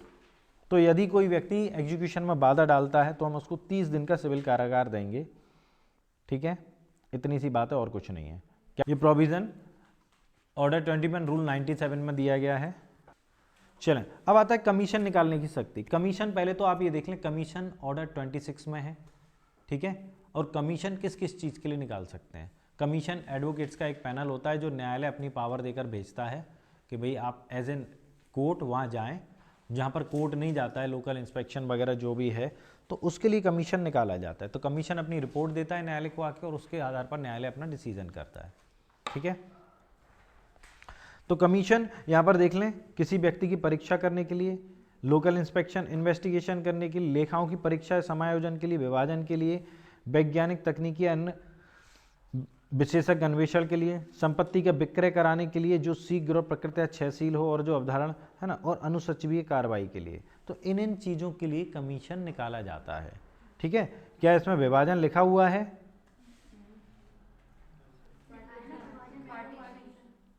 कहाँ पर लिखा है? डी, हाँ, विभाजन के लिए। तो अब आपको ये याद करना है कि किन किन चीज़ों के लिए कमीशन निकाला जाता है। इसका आपको पॉजिटिव वे में याद ना करके आपको निगेटिव वे में याद करना है, और निगेटिव वे में मिलेगा आपको ऑब्जेक्टिव की बुक में। उसमें ये बताया जाएगा इस चीज़ के लिए कमीशन नहीं, इस चीज़ पर ऑब्जेक्टिव जब आप लगाते हैं तो इस चीज़ पर विशेष फोकस करना कि किस मैटर में कमीशन नहीं निकाला जाएगा, है ना। वैसे ये सारी की सारी कॉमन सेंस वाली चीज़ें हैं कि इनके लिए आपको जाना ही पड़ेगा। लोकल इंस्पेक्शन करना है तो जाना है, पार्टीशन करना है तो जाना है, ठीक है ना। लेखाओं की परीक्षा करनी है, मान लो कुछ लेखा ऐसे, मान लो रिकॉर्ड्स ऐसे हैं, मान लो कोई पत्थर ही ऐसे अशोक का शिलालेख देखना है तो वो कोर्ट में थोड़ी ना लाया जाएगा। यहाँ पर तो लिखा है डॉक्यूमेंट लेखा, तो कई चीज़ें ऐसी होती हैं जो कोर्ट में नहीं लाई जा सकती, तो वो जाकर देखी जाएंगी, है ना। प्रॉपर्टी से रिलेटेड कोई मैटर, प्रॉपर्टी जाकर देखी जाएगी, कहाँ पर किसकी बाउंड्री वॉल है, किसका पोजीशन है, तो वो सारी चीज़ें कॉमन सेंस वाली हैं, ठीक है। साक्षियों की परीक्षा किसी व्यक्ति की परीक्षा के लिए भी हो सकता है, मान लो कोई नहीं आ पा रहा है, नहीं आने की स्थिति में, तो कमीशन के माध्यम से उसके हम एग्जामिन कर सकते हैं। तो ये देख लें। और सेक्शन 26 में भी हमें इतना ही करना है, तो तुम अब वो ऑर्डर 26 में, तो ऑर्डर 26 भी हमारा हो गया। चलें, अब आता है अन्य न्यायालयों की कमीशन छोड़ दें। 76 में हमें ये करना है कि उच्च न्यायालय में कमीशन जारी नहीं किया जाता। कहाँ नहीं किया जाता है? उच्च न्यायालय को कमीशन जारी नहीं किया जाता। 77 अनुरोध पत्र, रिक्वेस्ट लेटर, तो ये हमें बताया है ऑर्डर 26 रूल 5, यहाँ पर लिख लें ऑर्डर 26 रूल 5। ये कब भेजा जाता है? किसी ऐसे व्यक्ति की परीक्षा के लिए भेजा जाता है जो भारत के भीतर नहीं है। जो भारत के भीतर नहीं होता तो हम वहाँ के कोर्ट को भेजेंगे, तो हम उससे रिक्वेस्ट ही कर सकते हैं कि भाई उसकी परीक्षा करके हमें आप भेज दें। अपने यहाँ तो हम क्या कर देते हैं, आज्ञा पत्र प्रिसेप्ट्स निकाल दिए हमने सेक्शन 46 में प्रॉपर्टी को अटैच करने के लिए, लेकिन यहाँ हम रिक्वेस्ट करते हैं, ठीक है। अब आता है 79, ये एक हमारा अलग ऑर्डर है, ये ऑर्डर है 27। इस ऑर्डर 27 को हम यहीं पर पूरा कंप्लीट कर लेंगे, ऑर्डर पढ़ने की जरूरत नहीं है। टाइटल है विशिष्ट मामलों वाद, है ना, राज्य द्वारा उसके विरुद्ध वाद के संबंध में आता है, राज्य द्वारा। अब मैटर ये कि यहाँ पर हम करेंगे 79 से 82 तक, सेक्शन 79 से सेक्शन 82 तक हम करेंगे राज्य द्वारा उसके विरुद्ध वाद। हाँ, कई मैटर में हम इसमें 83 भी यूज़ कर लेंगे। तो ये पूरा पैकेज है, ये मेंस का भी पैकेज है। आप ये सेक्शन इसी तरीके से सीक्वेंस से याद करें और मेंस में इस तरीके से डायरेक्ट आपका क्वेश्चन आ सकता है। तो कॉन्सेप्ट ये है कि राज्य द्वारा उसके विरुद्ध वाद, तो पहले तो मैटर ये करता है कि भाई इसमें पार्टी कौन होगा। राज्य, अगर आप राज्य के विरुद्ध यानी गवर्नमेंट के अगेंस्ट केस फाइल करते हैं या गवर्नमेंट आपके अगेंस्ट केस फाइल करती, तो किसके नाम से केस फाइल करेंगे, वो किसके नाम से करेगी, खुद का नाम क्या लेगी, और अगर आप उसके खिलाफ करते हैं तो आप किसका नाम लेंगे, प्रधानमंत्री का तो लेंगे नहीं, ठीक है। तो किसके खिलाफ होगा ये हमें, और प्रोविजन हमें कहाँ बताया गया, कॉन्स्टिट्यूशन में आर्टिकल 300, ठीक है ना, उसमें भी बताया गया। तो राज्य के संबंध में बताया कि अगर स्टेट गवर्नमेंट है तो हम उस राज्य का नाम लेंगे, जैसे मध्य प्रदेश राज्य, मध्य प्रदेश सरकार, है ना, सरकार नहीं सॉरी राज्य, ठीक है ना। और सेंट्रल गवर्नमेंट है तो हम संघ, यूनियन ऑफ इंडिया, भारत संघ। जैसे आप देखते हैं ना केशवानंद भारती बनाम, वो तो केरल राज्य था, ठीक है ना। तो इस तरीके से कोई भी अगर यूनियन ऑफ इंडिया आता है यानी कि सरकार द्वारा है, सरकार के विरुद्ध वाद है, और स्टेट का नाम आता है तो उसका राज्य का नाम दे दिया जाता है। तो ये पार्टीज बनाए जाएंगे। अब इसमें एक और प्रोविजन आता है कि जब भी आप सरकार के खिलाफ कोई केस फाइल करते हैं, सरकार के खिलाफ, ना कि सरकार द्वारा आपके खिलाफ, यहाँ पर हम थोड़ा सा बदल गए। अभी तो हम बात कर रहे थे सेक्शन 79 में, चाहे सरकार आपके खिलाफ केस फाइल करे या आप सरकार के खिलाफ केस फाइल करें तो सरकार का नाम क्या होगा, ठीक है। यहाँ पर अब सेक्शन 80 आ गई कि जब सरकार के खिलाफ आप केस फाइल करते हो, ना कि सरकार आपके खिलाफ, तो आप उसको एक नोटिस देंगे। नोटिस हम देंगे, 2 महीने का नोटिस देंगे। ये मैंडेटरी प्रोविज़न है, एक्सेप्शनल केसेस में ही जब अत्यंत आवश्यक मामला हो तभी हम इसका वॉयलेशन कर सकते हैं। 2 महीने का नोटिस देंगे कि भाई हम आपके खिलाफ केस फाइल करना चाहते हैं, तो 2 महीने की अवधि के बाद ही कॉज ऑफ एक्शन अराइज होगा। हो सकता है इस बीच में सरकार मान जाए और आपका काम कर दे। तो आप नोटिस कैसे देंगे, सूचना नोटिस आप देंगे क्लॉज ए, सरकार के सचिव को सेंट्रल गवर्नमेंट की कंडीशन में, और अगर वो रेल से रिलेटेड मैटर है तो रेल के प्रधान प्रबंधक को, और जम्मू कश्मीर राज्य का मैटर है तो आप उसके सरकार के मुख्य सचिव को, या अभी तक देखें इसमें अमेंडमेंट नहीं हुआ है, ठीक है ना, तो हमें यही याद करना पड़ेगा, भले ही जम्मू कश्मीर राज्य का सिस्टम बदल गया है। चलें, तो यहाँ पर ये सब आपको याद करना है, इसमें समझने जैसा कुछ नहीं है। और अगर नॉर्मल कंडीशन है जैसे मध्य प्रदेश, उत्तर प्रदेश, तो उस राज्य के सचिव या जिले के कलेक्टर को आप नोटिस जारी करेंगे। क्लियर? तो ये याद करना है, इसमें कॉन्सेप्चुअल कुछ भी नहीं है। और ये 2 महीने वाली बात इसके बाद में जो पैरा दिया है उसी में है। और यदि सब सेक्शन 2 में बताया गया है कि यदि लोक अधिकार के किसी अत्यावश्यक परंतु अनुतोष अभिप्राप्त करने के लिए कोई बात न्यायालय की इजाजत से सूचना के बिना भी संस्थित किया जाता है। यदि 2 महीने अत्यावश्यक मामला है, पब्लिक इंटरेस्ट का अत्यावश्यक मामला है, ठीक है, तो आप न्यायालय की परमिशन से बिना नोटिस दिए भी केस फाइल कर सकते हैं। क्लियर? सेक्शन 81, सेक्शन 81 कहता है अगर मान लो आपने किसी व्यक्ति के खिलाफ केस फाइल किया जो उसकी पब्लिक इंटरेस्ट में उसने काम किया है, तो ऐसे में ना तो उसकी संपत्ति कुर्क करेंगे, ठीक है ना। क्लॉज ए क्या कहता है, आप उसकी संपत्ति, क्योंकि आप सरकार के खिलाफ, मान लो सचिव के खिलाफ भी आपने केस फाइल कर दिया और सरकार हार गई, तो सचिव की थोड़ी ना प्रॉपर्टी अटैच कर लोगे, तो ना तो आप उसकी प्रॉपर्टी अटैच करेंगे, ठीक है, और ना ही क्लॉज 2 कहता है, और ना ही आप उसको ऐसे बुलाएंगे कोर्ट में जब ट्रायल चल रही है कि लोक सेवा का अपाय हो, लोक सेवा का नुकसान हो। तो ये छोटे छोटे क्लॉजें कर लेना। 83 कहती है कि अगर सरकार के खिलाफ आप केस जीत गए हैं तो 3 महीने तक आप उसका एग्जीक्यूशन की एप्लीकेशन नहीं करेंगे। कितने महीने तक? 3 महीने तक आप टाइम देंगे कि भाई इज्जत से, सम्मान से आप हमें हमारा जो भी मांगा है पैसा, संपत्ति वापस कर दें, नहीं तो हमें सरकार के खिलाफ एग्जीक्यूशन लगाना पड़ेगा। लेकिन सरकार बिल्कुल नहीं मानती है। सरकार के पास फालतू पैसा है जो अपन लोगों से लेती है, और सरकार हारने के बाद भी केस लड़ती रहती है, मतलब सरकार केस लड़ती रहती है। इंटरेस्टिंग चीज़ ये है कि जितनी भी पेंडेंसी ऑफ केस है ना, उसमें सबसे ज़्यादा जो मुकदमेबाज इंसान है वो खुद गवर्नमेंट है। सबसे ज़्यादा केस पेंडिंग गवर्नमेंट के हैं, हारने के बाद भी लगी रहती है किसी न किसी तरीके से। अन्य देशीय कब बाद ला सकेंगे? 83 में। छोड़ दें इसको। 84 पे देखें, कोई भी विदेशी राज्य किसी भी सक्षम न्यायालय में वाद ला सकेगा। तो विदेशी राज्य भी सक्षम न्यायालय में, कंपिटेंट कोर्ट में वाद ला सकता है। 86 टाइटल वाइज। 87 विदेशी राज्य का शासक अपने राज्य के नाम से वाद ला सकेगा और उसके विरुद्ध उसके राज्य के नाम से वाद लाए जा सकेंगे। इतना सा कर, बस टिक करते जाएं, उसमें कुछ ऐसा है नहीं। डेफिनेशन आता है 87A, विदेशी राज्य और शासक की परिभाषा इसमें दी गई है, बस इतना करना है, टाइटल वाइज करना है, कुछ नहीं है। फिर आता है भूतपूर्व 87 भी, भूतपूर्व भारतीय राज्यों के शासकों को धारा 85 और 86 का लागू होना, ठीक है। तो ये कहते हैं हमें यहाँ पर कुछ नहीं करना, टाइटल वाइज करना है। क्लॉज सी देखें इसका, इसमें लिखा है शासक का वही अर्थ है जो आर्टिकल 366 का क्लॉज 3 है। हाँ? इसमें भी डेफिनेशन दी गई है क्या? अच्छा, तो यहां पर शासक का वही अर्थ है जो आर्टिकल 363 के क्लॉज 22 में है। यह मैं LRC में भी बताया गया था, है ना, क्या था? शासक और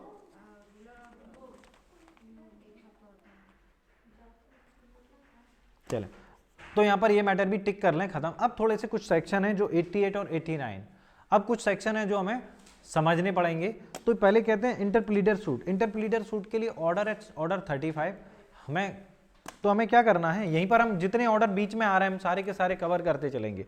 इंटरप्लीडर सूट की विशेषता होती है, ये ऐसे है कि जैसे आपके पास सपोज कि हम बेलमेंट पर चले जाते हैं, है ना, आपको किसी ने कोई चीज़ दी और उसको आपसे मांगने वाला कोई तीसरा ही पर्सन आ गया, जिसने आपसे दी है, सपोज कि मैंने आपको कोई चीज़ दी, ठीक है, मैं तो आपसे मांगूंगी भी मेरी चीज़ वापस करें, लेकिन जिसको सपोज कि मैंने आपको दिया, आपसे मांगने वाला कोई थर्ड पर्सन भी आ गया, तो ऐसी स्थिति में और उसको लगता है यार ये चीज़ ऐसा तो नहीं है कि मैंने आपको चुरा के दे दी हो किसी से, वास्तव में चीज़ उसकी है जो वो मांग रहा है। जब इस तरीके का कन्फ्यूज़न क्रिएट होता है तो इंटरप्लीडर सूट में क्या होता है, जैसे जिसको भी चीज़ दी गई है, ठीक है, वो क्या करेगा, न्यायालय में केस फाइल करेगा इस बात का कि साहब आप एक काम करें, ये 2 लोग हैं मेरे पास, ये 2 व्यक्ति हैं मेरे पास जो अब इस चीज़ पर अपना अपना दावा करते हैं, अपना अपना इंटरेस्ट बताते हैं कि ये मेरी है, ये मेरी है, तो आप इनमें से किसी के लिए जो भी है इनका अधिकार डिसाइड करें, इस संपत्ति पर किसका अधिकार है, और मुझे मेरा जो रख रखाव का खर्च था वो दे दें और मुझे इस केस से बाहर कर दें। तो इस तरीके की जब वो डिमांड करता है तो हम बोलते हैं इसको इंटरप्लीडर सूट। तो बेसिकली इसमें जो केस होता है, केस फाइल वादी करता है लेकिन केस चलता दोनों डिफेंडेंट के बीच में। केस प्लेंटिफ फाइल करेगा लेकिन चलेगा किसके बीच में, डिफेंडेंट के बीच में। तो केस फाइल करने तक तो इसमें वादी और प्रतिवादी दोनों होते हैं, लेकिन केस जब चलता है तो उस वक्त जो लड़ाई होती है केवल और केवल डिफेंडेंट में होती है। वादी तो उसका जो खर्चा होता है वो लेकर निकल जाता है। इतनी सी बात हमें इस पूरे पैरा में लिखी हुई है, इससे ज़्यादा हमें कुछ करना नहीं है। यहाँ पर एक चीज़ और आ जाती है, यहाँ पर जब हम ऑर्डर 35 पढ़ेंगे उसमें ये लिखा हुआ है इंटरप्लीडर सूट में मेन कंटेंट क्या है। इंटरप्लीडर सूट में 2-3 मतलब अति आवश्यक चीज़ें हैं जो हमें केस में देखनी पड़ेंगी, उससे ऑब्जेक्टिव भी बन सकता है। तो निकालें जरा ऑर्डर 35।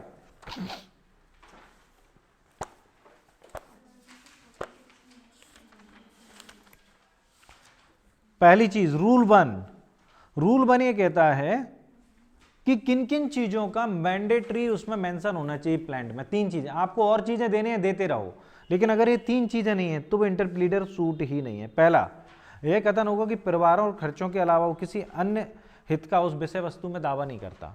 वादी केवल ये कहता है, जैसे बेलमेंट में होता है सेक्शन 148 144 कॉन्ट्रैक्ट एक्ट, चलो हाँ 148 में होगा, ठीक है। तो यहां पर वो कहता है कि भाई मेरा इसमें प्रभारों और खर्चों के अलावा इस विषय वस्तु में कोई दावा नहीं है। पहली चीज तो ये वाली मेंशन होगी। दूसरा, प्रतिवादियों द्वारा जो पृथक पृथक दावे किए वो ये भी मेंशन करेगा कि साहब ये कहता है कि इस तरीके से मेरी है, वो ये कहता है कि इस तरीके से मेरी है। तो इस सेपरेट बताएगा कि डिफेंडेंट उसके पास आकर क्या कहते हैं। दूसरी बात, यह कथन होगा कि उनके बीच में कोई भी कॉल्यूजन नहीं है, दुर्विसंधि नहीं है वादी और प्रतिवादियों के बीच में, है ना। वादी और प्रतिवादियों के बीच में कोई भी दुर्विसंधि नहीं है। पता पड़ा वादी ने किसी फर्जी तरीके से किसी और व्यक्ति की संपत्ति पर कब्जा कर लिया और बता रहे कि साहब ये 2 लोग हैं मेरे से मांगने आते हैं। पता पड़ा उन दोनों में से और खुद वादी में से किसी की भी नहीं है वो संपत्ति, और न्यायालय ने किसी प्रतिवादी के फेवर में डिसीजन दे दिया और तीनों ने मिलकर संपत्ति फिर बाद में बांट ली। तो यहाँ पर उसको ये भी बताना पड़ेगा वादी और प्रतिवादी में किसी प्रकार का कॉल्यूजन दुर्विसंधि नहीं है, तो ये मेंशन करना पड़ेगा। अब हम आते हैं रूल 4 पर। रूल 4 ये कहता है, खैर रूल 4 मैं आपको वैसे ही बता देता हूँ। इसमें सबसे पहले न्यायालय क्या करेगा, जो वादी है उसके खर्चे डिसाइड करेगा, उससे कहेगा जाओ, ठीक है ना, अब तुम्हारी केस में ज़रूरत नहीं है। लेकिन यदि न्यायालय को लगता है कि इसको केस में बनाए रखना आवश्यक है तो उसको बनाए भी रख सकता है, ठीक है, तो हटा भी सकता है और बनाकर भी रख सकता है। तो ये था हमारा ऑर्डर 88। अब हमारा आता है ऑर्डर 89, जो बड़ा मैंडेटरी प्रोविज़न है हर ट्रायल में, इसके बिना कोई ट्रायल कंप्लीट होती नहीं है। सबसे पहली बात तो ये है कि 99 में ये जोड़ा गया था, संशोधन अधिनियम 99 के द्वारा ये जोड़ा गया था, ठीक है।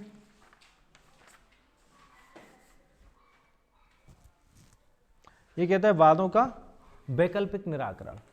इसमें क्या होता है, जैसे कि आपने अभी हम थोड़ी देर पहले डिस्कस कर रहे थे कि भाई हमारे यहाँ केस की पेंडेंसी बहुत है, तो हम ये सोचकर चलते कि भाई सिविल केस है, अगर पक्षकार आपस में मानकर एडजस्टमेंट कर बात खत्म कर सकते हैं तो अच्छी बात है।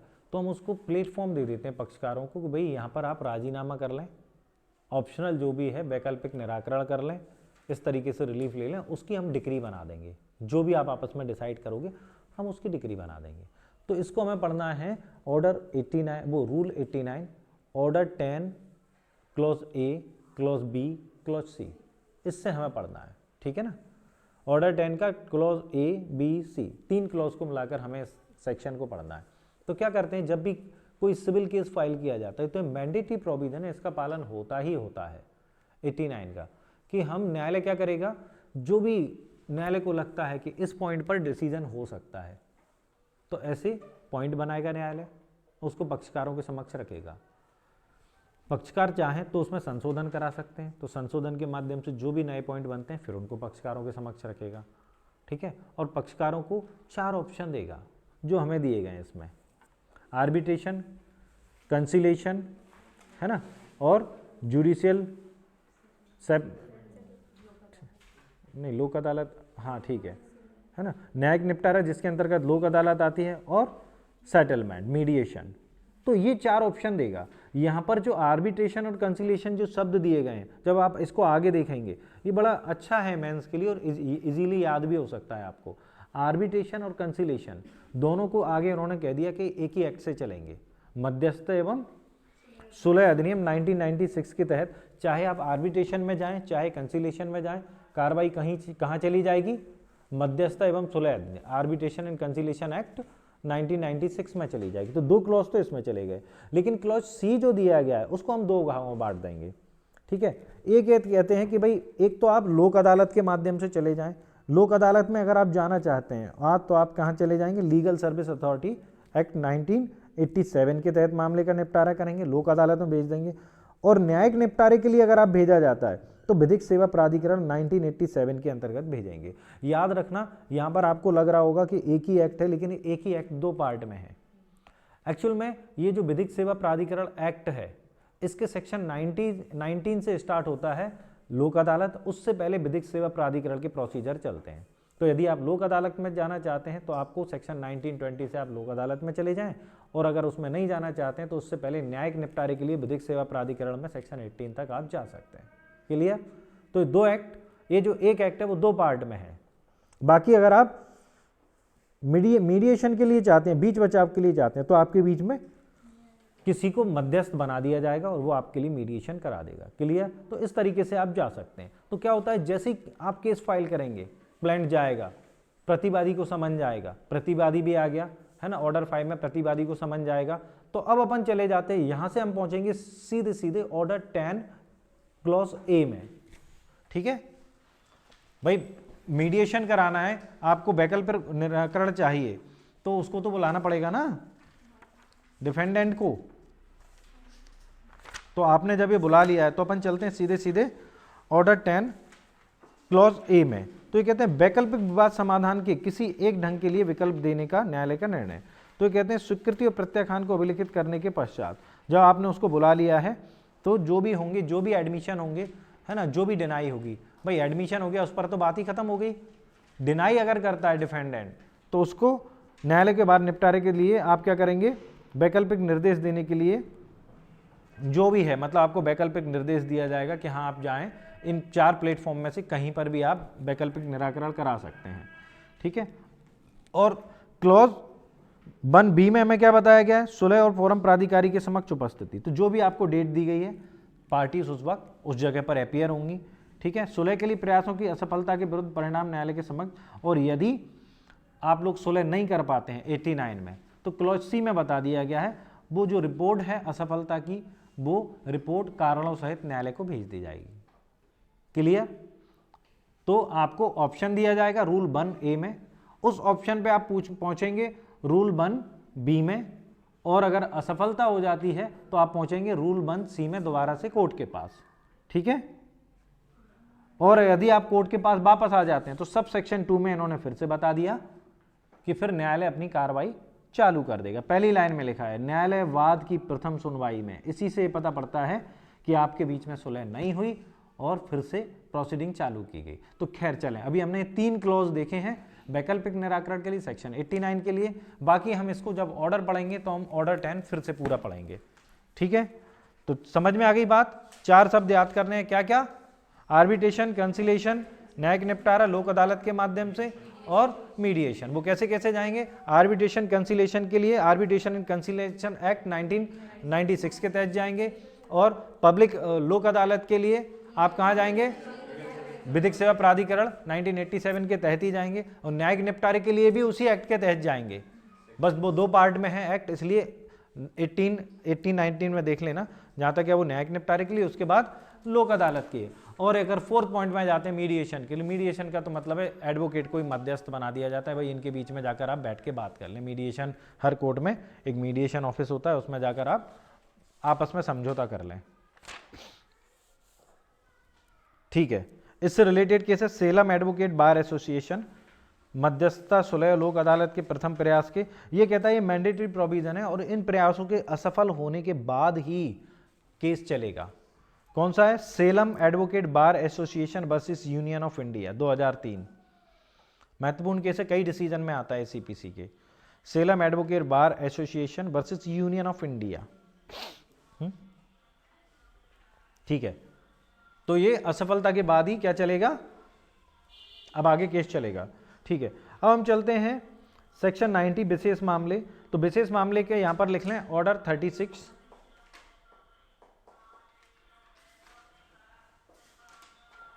तो ये कहते हैं विशेष मामले क्या होते हैं, जहां कोई व्यक्ति न्यायालय की राय के लिए किसी मामले का कथन करने के लिए लिखित करार कर ले। अगर कोई व्यक्ति पार्टी से मामले में राय के लिए लिखित करार कर लेती है तो ऐसे मामले कहाँ चले जाते हैं, ऑर्डर 36 में चले जाएंगे न्यायालय के पास, मामले की मतलब न्यायालय की राय के लिए किसी टॉपिक पर। तो होते हैं विशेष मामले, छोड़ें एक ऑर्डर मतलब सेक्शन और ऑर्डर वाइज ही करने लायक, ठीक है, और कुछ नहीं। अब आते हैं 91, 92, 93, ये सेट ऑफ सेक्शन है 91, 92, 93, ठीक है। 91 कहता है कि यदि डिक्लेरेशन और इंजंक्शन के लिए कोई मैटर है तो वो टाइटल देखें, लोक न्यूसेंस और लोक पर प्रभाव डालने वाले अन्य दोषपूर्ण कार्य। तो पब्लिक न्यूसेंस या लोक पर प्रभाव डालने वाले दोषपूर्ण कार्य हैं, उनके लिए एप्लीकेशन कौन कर सकता है, हमें यहाँ पर केवल ये देखना है। तो वो कौन कर सकता है, एडवोकेट जनरल और कोई भी 2 या अधिक व्यक्ति जिनको कोई विशेष नुकसान ना हुआ हो न्यायालय की परमिशन से, ठीक है। तो यहां पर केस कौन फाइल करेगा, एडवोकेट जनरल। सेक्शन 91 का टाइटल याद करें, पब्लिक न्यूसेंस शब्द याद करें, ऑब्जेक्टिव के लिए इतना काफी है ना, लोक पर प्रभाव डालने। एप्लीकेशन कौन करेगा, एडवोकेट जनरल या फिर 2 या अधिक व्यक्ति जिनको भले ही याद रखना, जिनको विशेष नुकसान ना हुआ हो न्यायालय की इजाजत से।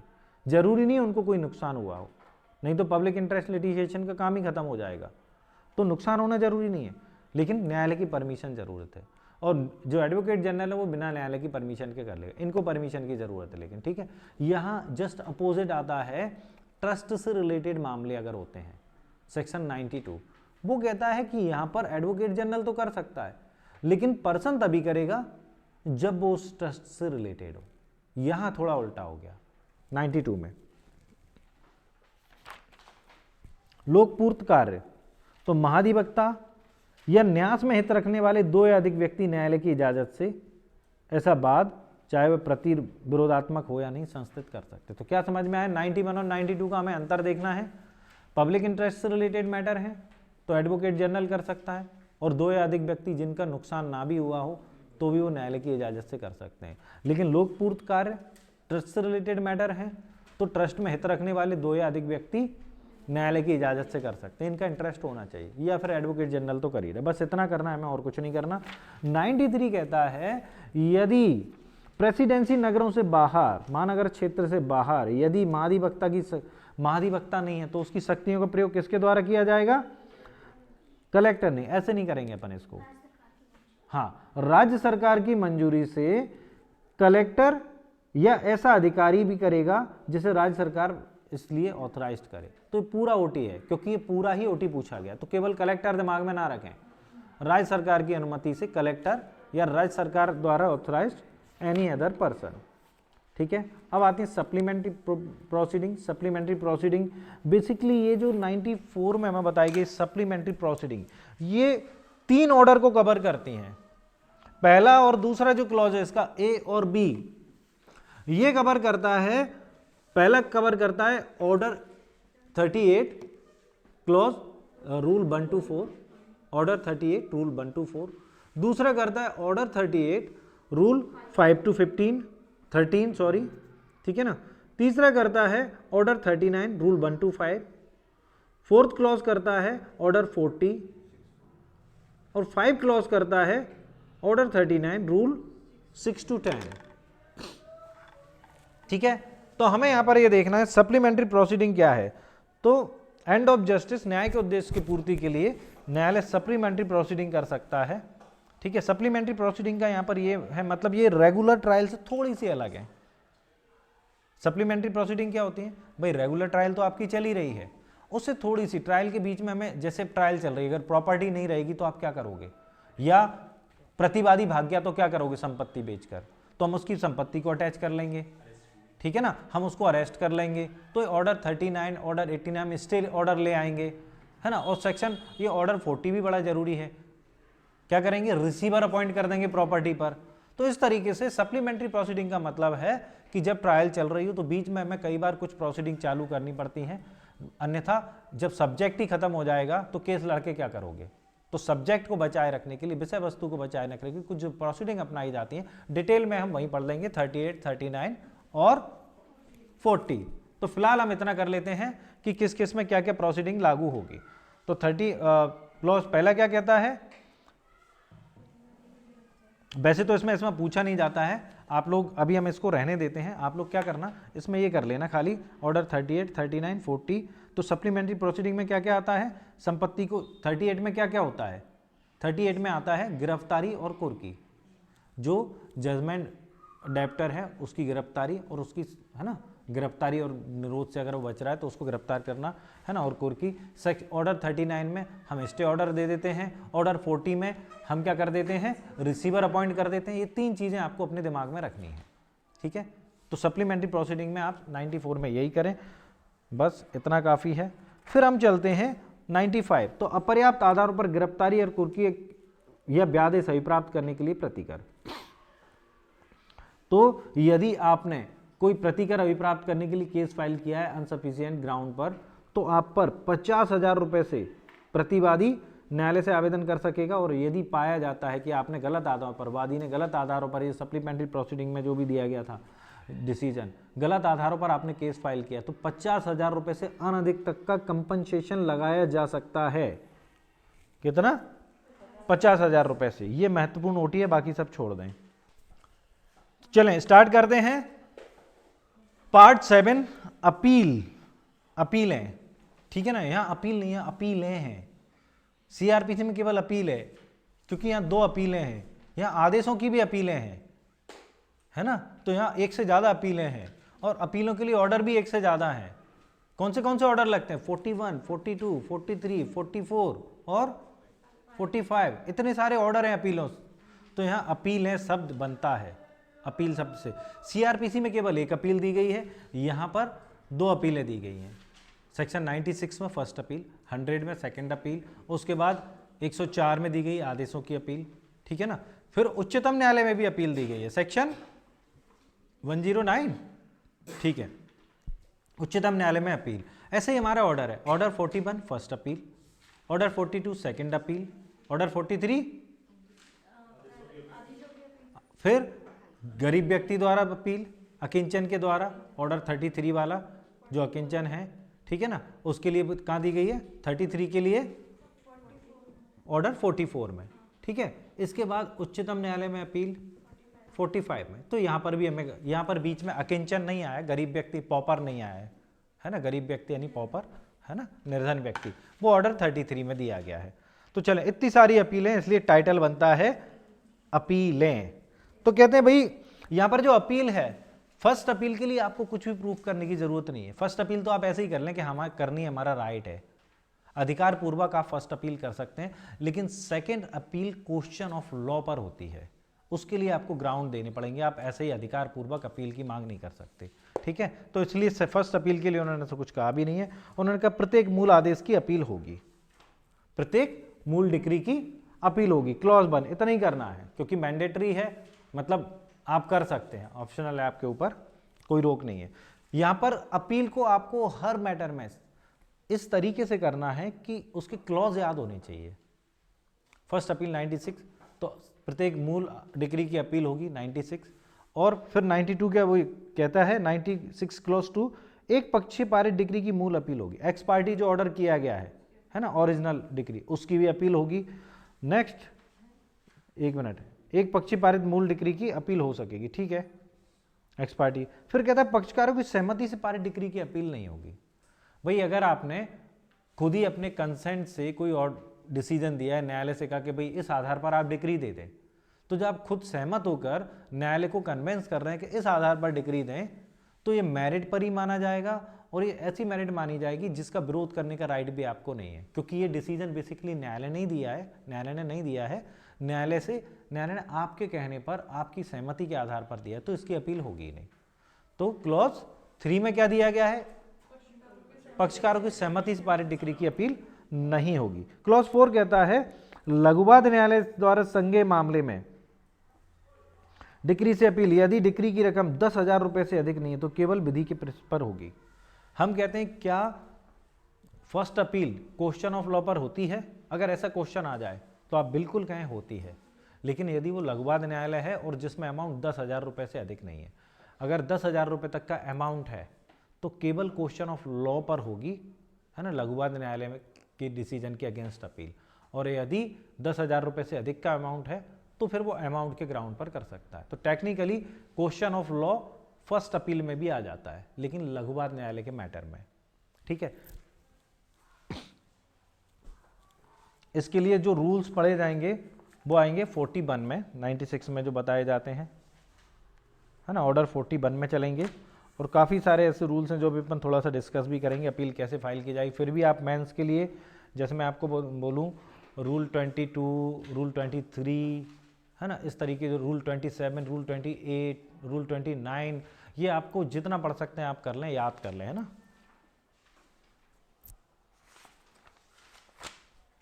चलते हैं 97, जहाँ प्रारंभिक डिग्री की अपील नहीं की गई वहाँ अंतिम डिग्री की अपील। ये मैंने आपको डेफिनेशन क्लॉज में ही जब अपन कर रहे थे किसी पॉइंट पर मैंने आपको बताया था कि प्रारंभिक और डिग्री और अंतिम डिग्री होती है ना। तो ये अगर आपने प्रारंभिक डिग्री की अपील नहीं की है तो आप उस प्रश्न को अंतिम डिग्री के डिसीजन को प्रभावित करने के लिए नहीं उठा सकते, क्योंकि प्रारंभिक डिग्री भी डिग्री है और उसकी अपील के लिए 30 या 60 दिन की लिमिट थी, वो लिमिट निकल चुकी है। यानी कि उसके आधार पर कुछ भी आप डिसीजन आप गलत वो नहीं करवा सकते चेंज, क्योंकि उसका टाइम निकल चुका है।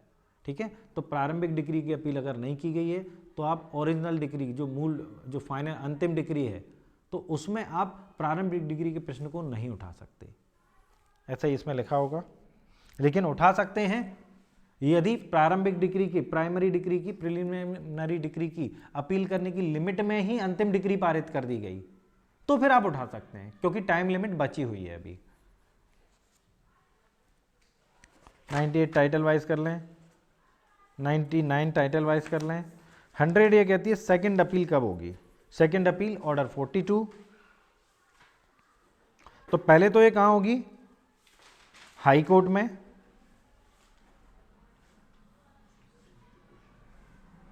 ठीक है ना, और क्वेश्चन ऑफ लॉ पर। सेकंड अपील कहां होगी, हाई कोर्ट में और क्वेश्चन ऑफ लॉ पर।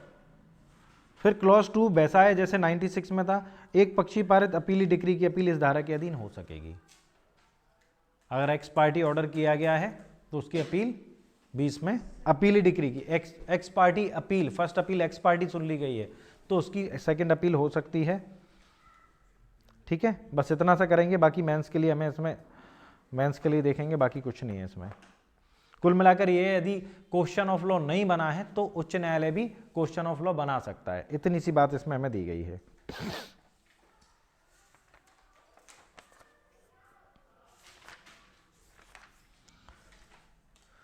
वन 101 कहता है द्वितीय अपील का किसी अन्य आधार पर ना होना। तो एक डायरेक्शन की तरह ये कहती है कि भाई फर्स्ट जो सेकंड अपील है वो केवल उन आधारों पर होगी जो 100 में बताए गए, किसी अन्य आधार पर हो ही नहीं सकती।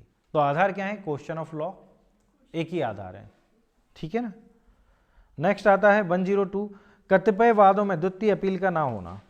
तो ये कहते हैं यदि मूल डिग्री की जो राशि है धन की वसूली की नहीं, यानी कि मनी रिकवरी, वो तो नॉर्मल हो गया क्वेश्चन ऑफ लॉ वाला, लेकिन मनी रिकवरी सूट में क्वेश्चन ऑफ लॉ का क्या है, तो उन्होंने कहा यदि 25,000 रुपए से अधिक नहीं है, जो डिग्री है जिसमें वसूली की रकम 25,000 रुपए से अधिक नहीं है, तो फिर मनी रिकवरी सूट की अपील, सेकंड अपील नहीं होगी।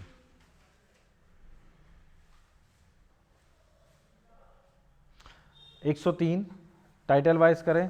104 यहां पर ऑर्डर आप कौन सा कर लेंगे, ऑर्डर 43। ठीक है, ऑर्डर 43 में बताया गया है।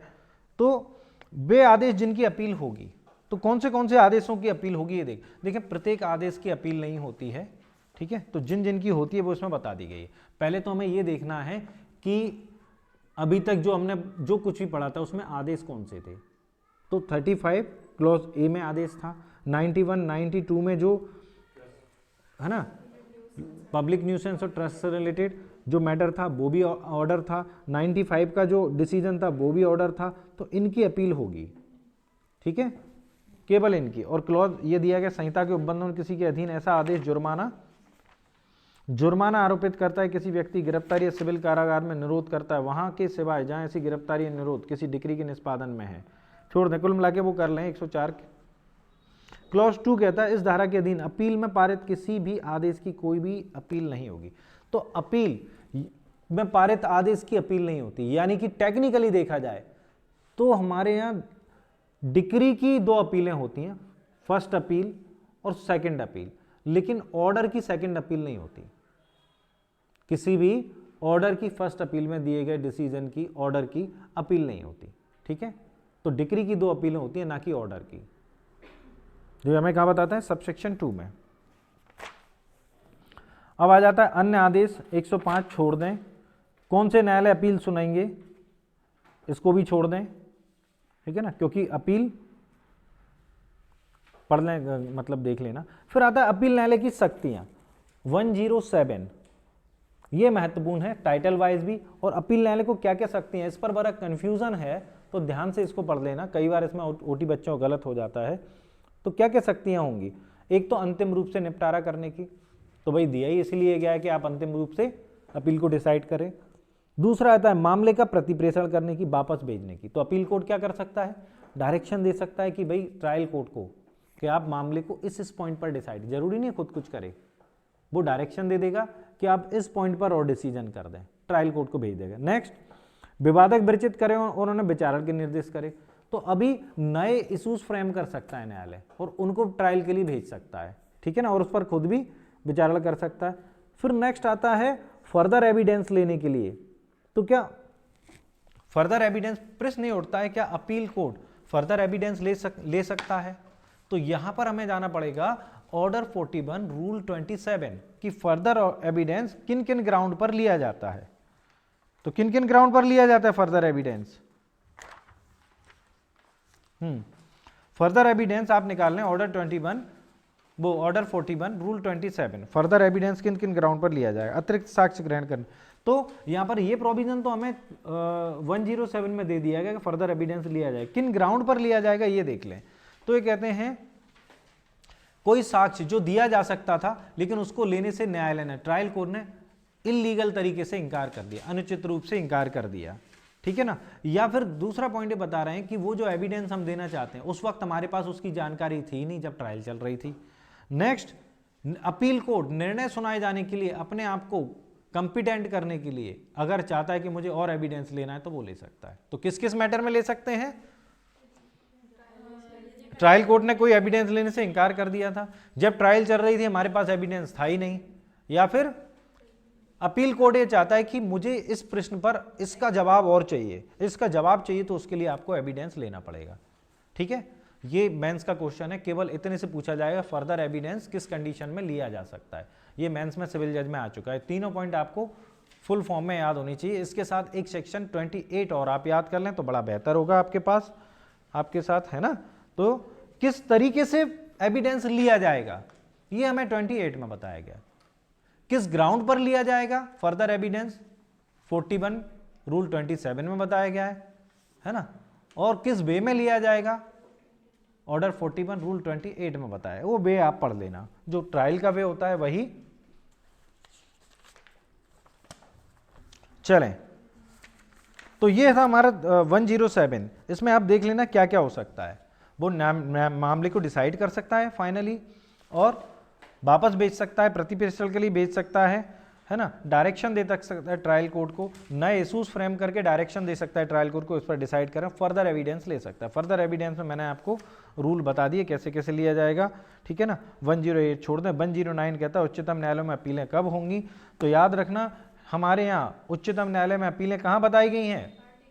आर्टिकल 133 में सिविल मैटर्स से रिलेटेड जो अपीलें बताई गई हैं, जब आपके सारे राइट खत्म हो जाते हैं तो आर्टिकल 133 में जब उच्चतम न्यायालय सेक्शन आर्टिकल 134A का एक सर्टिफिकेट देगा, है ना। कैसे होगी अपील?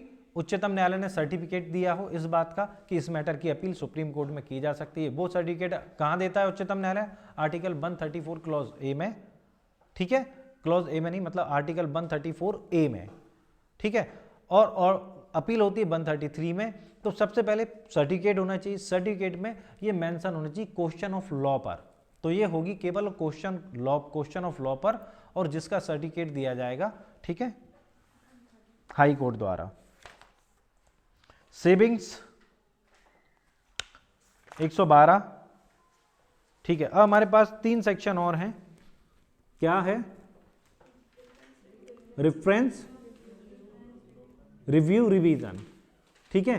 तो 113, 114, 115, ये 3 चीजें। तो निर्देश क्या होता है, इन शॉर्ट हम इसको समझेंगे।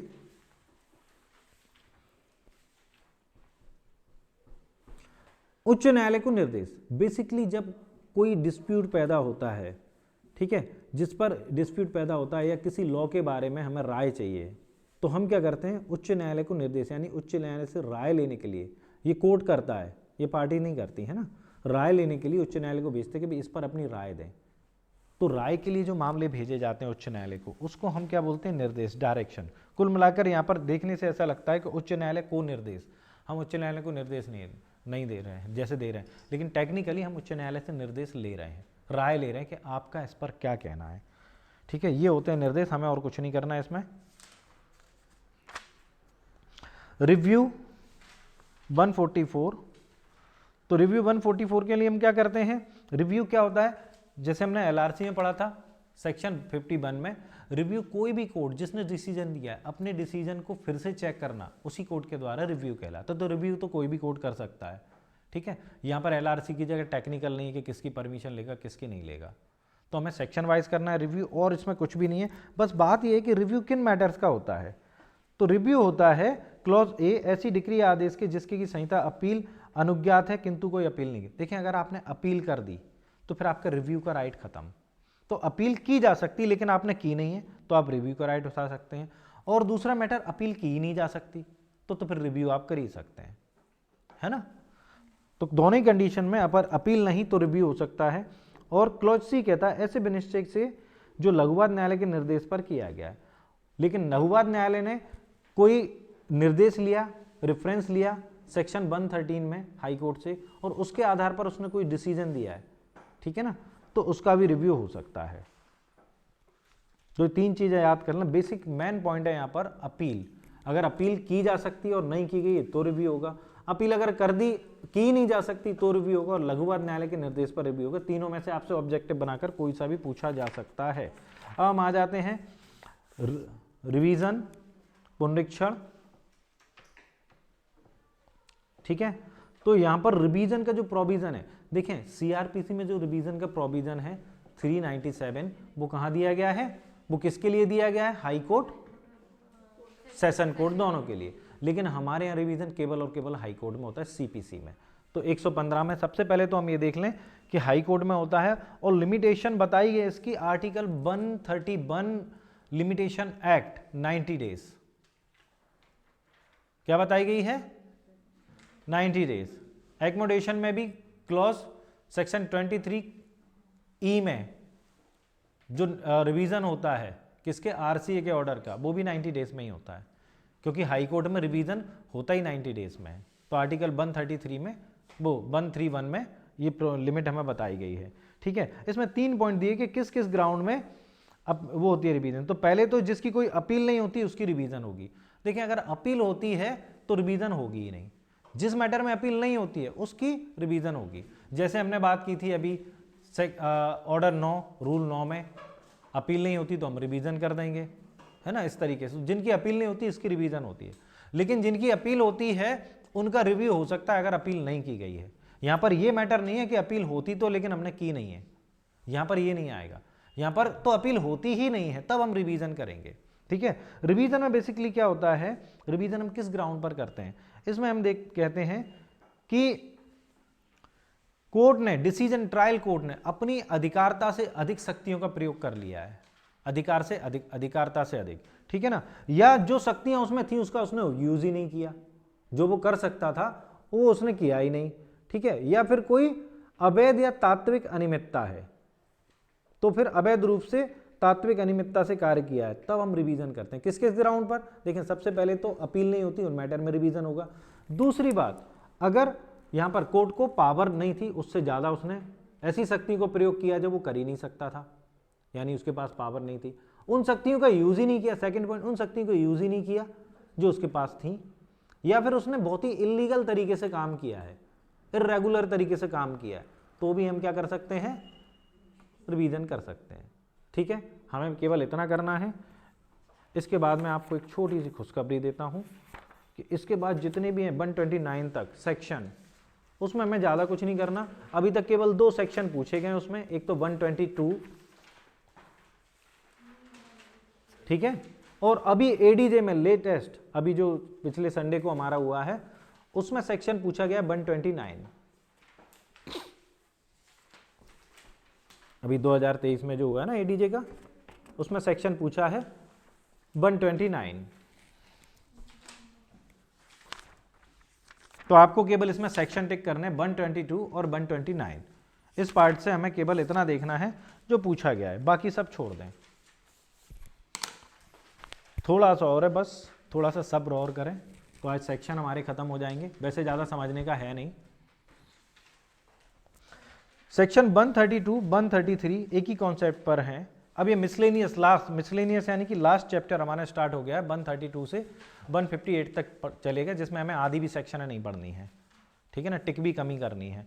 तो 132, 133 क्या कहता है? पहले तो 132 कुछ स्त्रियों की स्वीप संजाति से छूट, तो जिनको देश की रूढ़ियों और प्रथाओं के तहत लोगों के सामने आने के लिए विवश नहीं किया जा सकता, उन्हें न्यायालय में पर्सनल अपीयरेंस से छूट मिलेगी। किनको मिल रही है ना? और ना ही उनको, लेकिन ये कहते हैं यदि उनकी गिरफ्तारी की जानी है तो फिर गिरफ्तारी नहीं रोकी जाए। जैसे हमने एक सेक्शन पढ़ा था जिसमें कहा गया था मनी रिकवरी सूट में, डिक्री के एग्जीक्यूशन में स्त्रियों की गिरफ्तारी नहीं की जाए, लेकिन केवल मनी रिकवरी सूट में, अन्य सूट में की जा सकती है ना। तो यदि गिरफ्तारी का प्रोविजन है तो फिर यहां पर ये क्लॉज काम नहीं करेगा, गिरफ्तार तो कर लिया जाएगा, ठीक है। और नॉर्मल कंडीशन में उनको न्यायालय के समक्ष आने के लिए विवश नहीं किया जाए। ऐसे में हम साक्षी के लिए हम कमीशन निकाल ही रहे थे साक्षियों की परीक्षा के लिए, तो हम साक्षियों की परीक्षा के लिए कमीशन से उनकी वो कर लेंगे गवाही। फिर आता है 133 में कुछ ऑफिसर दिए गए हैं, कुछ पद दिए गए हैं, इनको भी न्यायालय में नहीं बुलाया जाएगा। इसके लिए भी हम क्या करेंगे? कमीशन निकाल देंगे। तो कौन है? प्रेसिडेंट, वाइस प्रेसिडेंट, है ना, और लोकसभा का अध्यक्ष, संघ के मंत्री, उच्च न्यायालय के न्यायाधीश, प्रशासक। तो कुल मिलाकर यहां पर ओवरऑल कौन आ रहे हैं? जो किसी भी सेंट्रल के हेड हैं, है ना, या किसी भी स्टेट के या सेंट्रल के मंत्री हैं। सेंट्रल के हेड राष्ट्रपति हो गए, ठीक है ना, स्टेट के हेड गवर्नर हो गए, वहाँ के जो एडमिनिस्ट्रेटर हैं अगर वो कौन है, यूनियन टेरिटरी, तो एडमिनिस्ट्रेटर हो गए, और हाई कोर्ट और किसके, सुप्रीम कोर्ट के न्यायाधीश हो गए, ठीक है ना, और सारे के सारे मिनिस्टर। तो टेक्निकली आप इसको कॉन्सेप्ट बना सकते हैं किन किन को पर्सनल अपीयरेंस से छूट दी जाएगी। छूट दी जाएगी इसका मतलब इनकी जो गवाही होगी वो कमीशन के माध्यम से ली जाएगी। कमीशन ऑर्डर 26, है ना, वो रिसीवर है ऑर्डर 40। इसमें कंफ्यूजन होता है लोगों को, चिंता नहीं करो, मुझे भी होता है, कोई बात नहीं है। चलें 134 छोड़ दें। 135 कहती है सिविल आदेशिका के अधीन गिरफ्तारी से छूट। तो कहते हैं न्यायाधीश, मजिस्ट्रेट या अन्य अधिकारी जब वो पीठासीन हो या वो कोर्ट को आ जा रहे हो तो उनको सिविल आदेशिका के अधीन गिरफ्तार नहीं किया जाएगा। तो आपसे क्वेश्चन डायरेक्ट पूछा जाएगा, न्यायाधीश, मजिस्ट्रेट या अन्य जो भी अधिकारी है उनको कब गिरफ्तार नहीं किया जाएगा?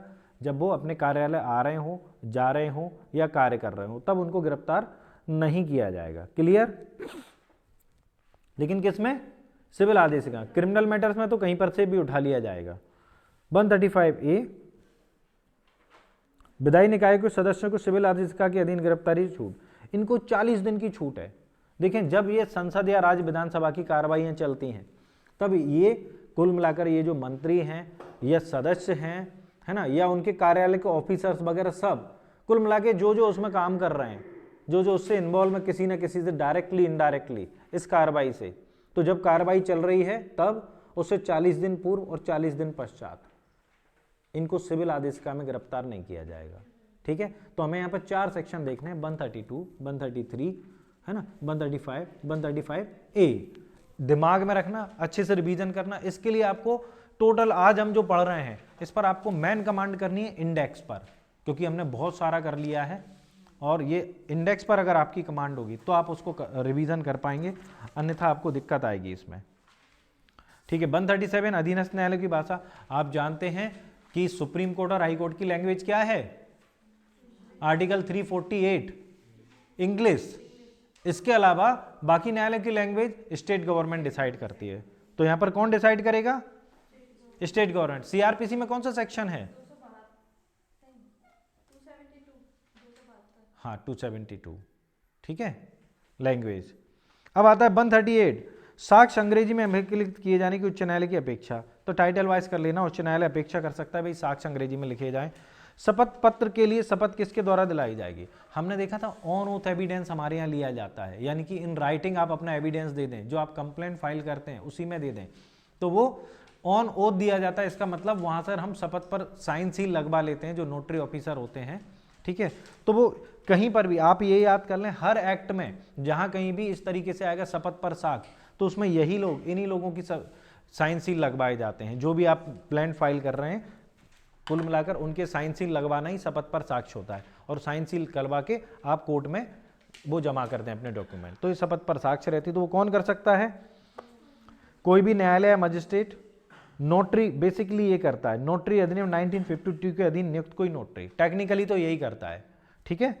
फिर उच्च न्यायालय, कोई भी ऐसा अधिकारी जिसे उच्च न्यायालय ऑथराइज करे, या राज्य सरकार साधारण नियम द्वारा किसी व्यक्ति को नियुक्त, अन्य न्यायालय द्वारा जिसे राज्य सरकार, तो कोई भी न्यायालय जिसे राज्य सरकार ऑथराइज कर रही कि तुम मतलब शपथ आयुक्त बनोगे इस टाइप से, ठीक है। तो ये लोग शपथ पर साक्ष्य दिलवाएंगे। मतलब ऑन ओथ जो शपथ किसके द्वारा दिलवाई जाएगी?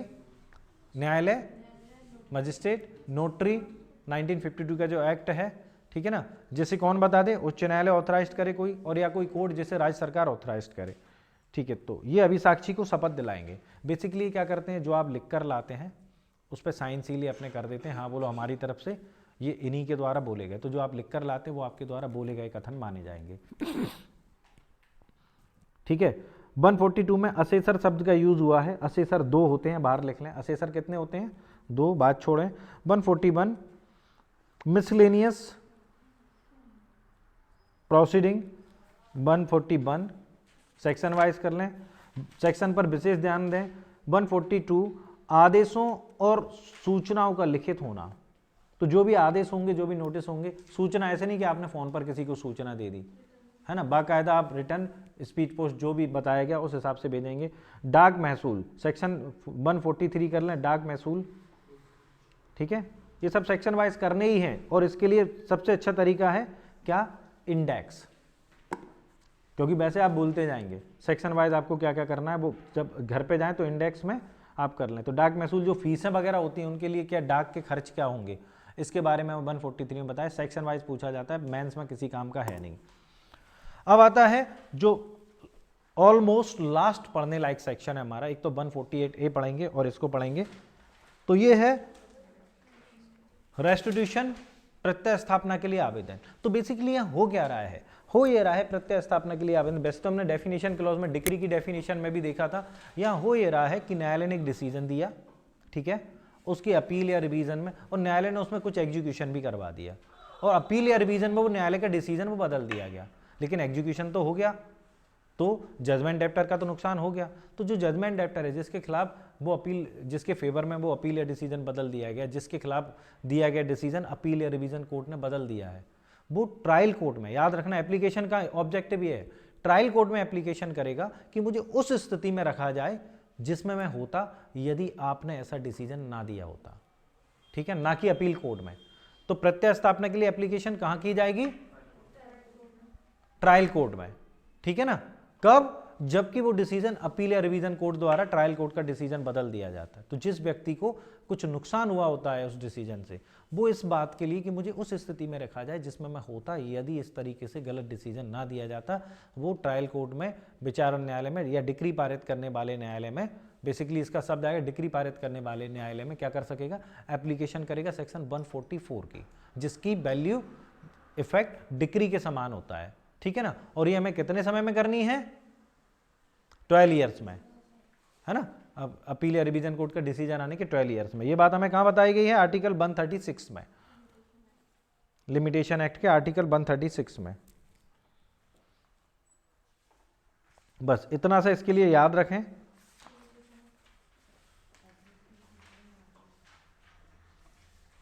ये इसमें एक कोटेशन लिख लें कि ये जो प्रिंसिपल है रेस्टिट्यूशन का वो किस पर आधारित है, ये कहते हैं न्यायालय के कार्य से किसी को हानि नहीं होती।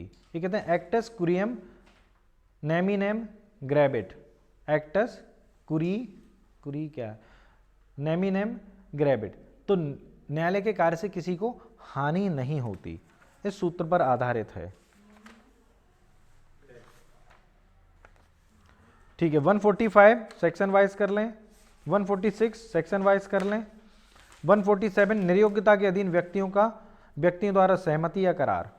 तो यहां पर है, अगर देखें हम वैसे तो कर रहे हैं ऑर्डर 32 में हम बात कर रहे हैं कि निरयोग्य व्यक्तियों के विरुद्ध या उनके द्वारा केस कैसे फाइल किए जाएंगे, तो जिसमें हमने किया था नेक्स्ट फ्रेंड, बाद मित्र, बाधार संरक्षक है ना, गार्जियन एड लिटम, इस तरीके से कुछ किया था। तो ऑर्डर 32 में हम करते, तो उसके संबंध में इन्होंने सेक्शन 147 में बताया कि निर्योग्यता के अधीन वाद और पदार्थ किसके द्वारा किए जाएंगे, तो उन सभी वादों में जिनमें निर्योग्यता के अधीन कोई व्यक्ति पक्षकार है या किसी भी कार्रवाई के संबंध में कोई भी सहमति या करार, यदि वह उसके वाद मित्र या वादार संरक्षक द्वारा न्यायालय की अभिव्यक्त इजाजत से दी जाएगी। कुल मिलाकर बात यह कहना है कि अगर आप किसी निर्योग्य व्यक्ति के तरफ से केस लड़ रहे हो, चाहे वादी के रूप में चाहे प्रतिवादी के रूप में, तो आप कोई भी सहमति, कोई भी कंसेंट, कोई भी एग्रीमेंट न्यायालय की इजाजत से ही करेंगे, अन्यथा नहीं करेंगे। सिंपल। हाँ, जैसे रिप्रेजेंटेटिव सूट में भी यही होता है, क्योंकि आप दूसरों की तरफ से कर रहे हैं, पता पड़ा तुमने एग्रीमेंट कर लिया केस लगा के, बाकी लोगों के हित तुमने खत्म कर दिए, तो न्यायालय की इजाजत से ही करेंगे। ठीक है, समय का बढ़ाया जाना, तो किसी भी प्रोसीडिंग के लिए एक्स्ट्रा टाइम आपको न्यायालय अपने विवेकानुसार सेक्शन 148 में 30 डेज तक बढ़ा देगा। कितना बढ़ा देगा? 30 डेज। अब आता है कैबिएट। कैबिएट को कहते हैं हम सुने जाने का अधिकार, हिंदी में इसको उर्जदारी भी कहते हैं। ठीक है ना, सुने जाने का अधिकार। एक्चुअल में कई बार हमें लगता है कि कोई ऐसा केस इंस्टीट्यूट होने वाला है, कोई ऐसा एप्लीकेशन आने वाला है जिसमें हमारा भी इंटरेस्ट हो सकता है, तो हमें इसमें पार्टी होना चाहिए। तो ऐसी स्थिति में जिस व्यक्ति को भी ऐसा लगता है कोई केस ऐसा न्यायालय में फाइल होने वाला है, कोई ऐसी एप्लीकेशन आने वाली है, तो वो न्यायालय में एक एप्लीकेशन देगा जिसको हम कैबिएट बोलते हैं, इस बात की कि अगर इस चीज से रिलेटेड, इस मैटर से, इस सब्जेक्ट से रिलेटेड, इन पार्टियों से रिलेटेड इस सब्जेक्ट पर कोई भी केस फाइल किया जाता है तो उसमें मुझे भी नोटिस दिया जाए, मुझे पार्टी बनाया जाए, मुझे भी सुनवाई का राइट दिया जाए। तो सुनवाई के अधिकार का दावा कैबिएट कहलाता है। तो आप एक ये जो एप्लीकेशन देते हैं आप उसको कैबिएट बोल सकते हैं। ठीक है, किस लिए होता है? अगर कोई केस फाइल होता है तो इसमें मुझे सुना जाए, दैट्स कॉल्ड कैबिएट। कैबिएट अगर आप फाइल कर देते हैं तो एक बार आपकी जो एप्लीकेशन है वो 90 डेज के लिए चलती है। अगर विद इन 90 डेज इस तरीके का कोई केस फाइल होता है तो आपको न्यायालय सुनवाई के लिए नोटिस देगा कि हाँ आप आ जाएं। ठीक है ना, जो आपने एप्लीकेशन की थी उससे रिलेटेड केस यहाँ आ चुका है। ठीक, और यदि 90 डेज निकल गए उसके बाद केस फाइल होता है तो फिर आपको सुनवाई का मौका नहीं मिलेगा, लेकिन हाँ आप फिर से कैबिएट लगा सकते हैं आफ्टर 90 डेज। तो कैबिएट समझ में आ गई। महत्वपूर्ण प्रश्न यहाँ पर केवल दो हैं, एक तो सेक्शन 148A में कैबिएट दिया गया है और कैबिएट 90 डेज तक चालू रहती है। बाकी ये नहीं पूछा जाता कि क्या है उर्जदारी है, क्या है सुनवाई के अधिकार का दावा हो सकता है, पूछ लिया जाए। 149 डायरेक्शन है, न्यायालय फीस की कमी को पूरा करने की शक्ति। तो न्यायालय को शक्ति है कि भाई वो अगर कोई फीस ज़्यादा लग रही है उसको कम कर सकता है। 151 कोई भी सिविल एप्लीकेशन 151 के अलावा नहीं लगती। इनहेरेंट पावर, अंतर्निहित शक्तियां। तो एक्चुअल में सिविल में वैरायटी बहुत है कि किसी भी तरीके का कोई केस हो सकता है।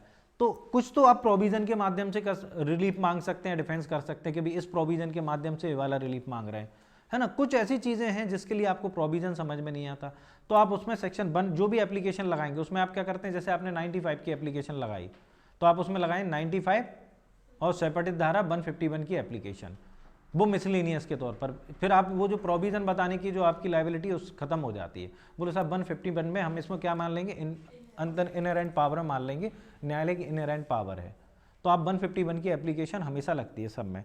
तो ये न्यायालय की इनहेरेंट पावर है। आप अगर देखें सीआरपीसी में 482 में भी इनहेरेंट पावर दी गई, लेकिन वो केवल हाई कोर्ट की है। सिविल कोर्ट में जितने भी कोर्ट सिविल कोर्ट हैं सब में इनहेरेंट पावर दी गई है, तो आप सभी में लगा सकते हैं। इनहेरेंट पावर किस लिए है ये देख लें। पहले तो अपन ये समझ लें इनहेरेंट पावर क्या है। इनहेरेंट पावर हम लगाते इसलिए, हम अभी प्रोविजन की बात कर रहे थे कि अगर कोई प्रोविजन है तो आप मेंशन कर देंगे, प्रोविजन नहीं है तो क्या करेंगे, ठीक है ना। तो जहां प्रोविजन है वहां तो न्यायालय उस प्रोविजन पर काम करता है। अंतर्निहित शक्ति का मतलब ये नहीं होता कि न्यायालय जो लॉ में प्रोविज़न है उनका वायलेशन करे, नहीं। अगर प्रोविज़न है तो न्यायालय उसी हिसाब से काम करेगा, और अगर प्रोविज़न नहीं दिया है तब न्यायालय अपनी विवेकाधिकार की शक्ति का उपयोग करेगा, अगर नहीं दिया है तो, ठीक है ना। फिर न्यायालय डिसीजन ले सकता है इस मैटर में मुझे क्या करना है। तो न्यायालय इनहेरेंट पावर का यूज किन किन मैटर में करता है, एक जहां प्रोविजन नहीं होता, किस किस के लिए करता है, एंड ऑफ जस्टिस और abusing of procedure of court, ठीक है ना। तो यहां पर 2 शब्द इन्होंने दिए, याद रखना सीआरपीसी में 3 शब्द दिए हैं। ये भी ओटी है, ये भी अपने आप में एक ओटी का वो है कॉन्सेप्ट, पता पड़ा आपने यहाँ पर सीआरपीसी के 3 लगा दिए कि इनहेरेंट पावर है, केवल कोर्ट का ही तो अंतर है, वहाँ हाई कोर्ट है यहाँ सारे सिविल कोर्ट है ना, वहाँ पर 3 ग्राउंड दिए हैं वो याद रखना, यहाँ पर 2 ग्राउंड दिए हैं ये याद रखना, न्याय के उद्देश्य के लिए और न्यायालय की शक्ति के दुरुपयोग का निवारण करने के लिए, ठीक है। तो ये है इनहेरेंट पावर, ये सारे कोर्ट्स को है और ये केवल उन्हीं मैटर्स में लागू है जिसके लिए कोई स्पेसिफिक प्रोविजन नहीं है। इनहेरेंट पावर चाहे 482 में सीआरपीसी में दी गई हो, चाहे 151 में सीपीसी में दी गई हो, या किसी भी एक्ट में दी गई हो, वो लागू तभी होती है, इस शक्ति का उपयोग न्यायालय तभी कर सकता है जब उस मैटर पर जिस पर डिसीजन दिया गया कोई स्पेसिफिक प्रोविजन नहीं। अगर प्रोविजन है तो सुप्रीम कोर्ट भी उस प्रोविजन के अगेंस्ट इनहेरेंट पावर का यूज नहीं कर सकता, ठीक है। चलें 152 निर्णय डिक्री आदेशों का संशोधन। तो भैया न्यायालय अपनी निर्णय डिक्री आदेशों में लिपिक या गलतियां भूल का संशोधन कर सकता है, सौंपे पे आवेदन पर, बात खत्म, बस ठीक है। टाइटल वाइज देख लेना।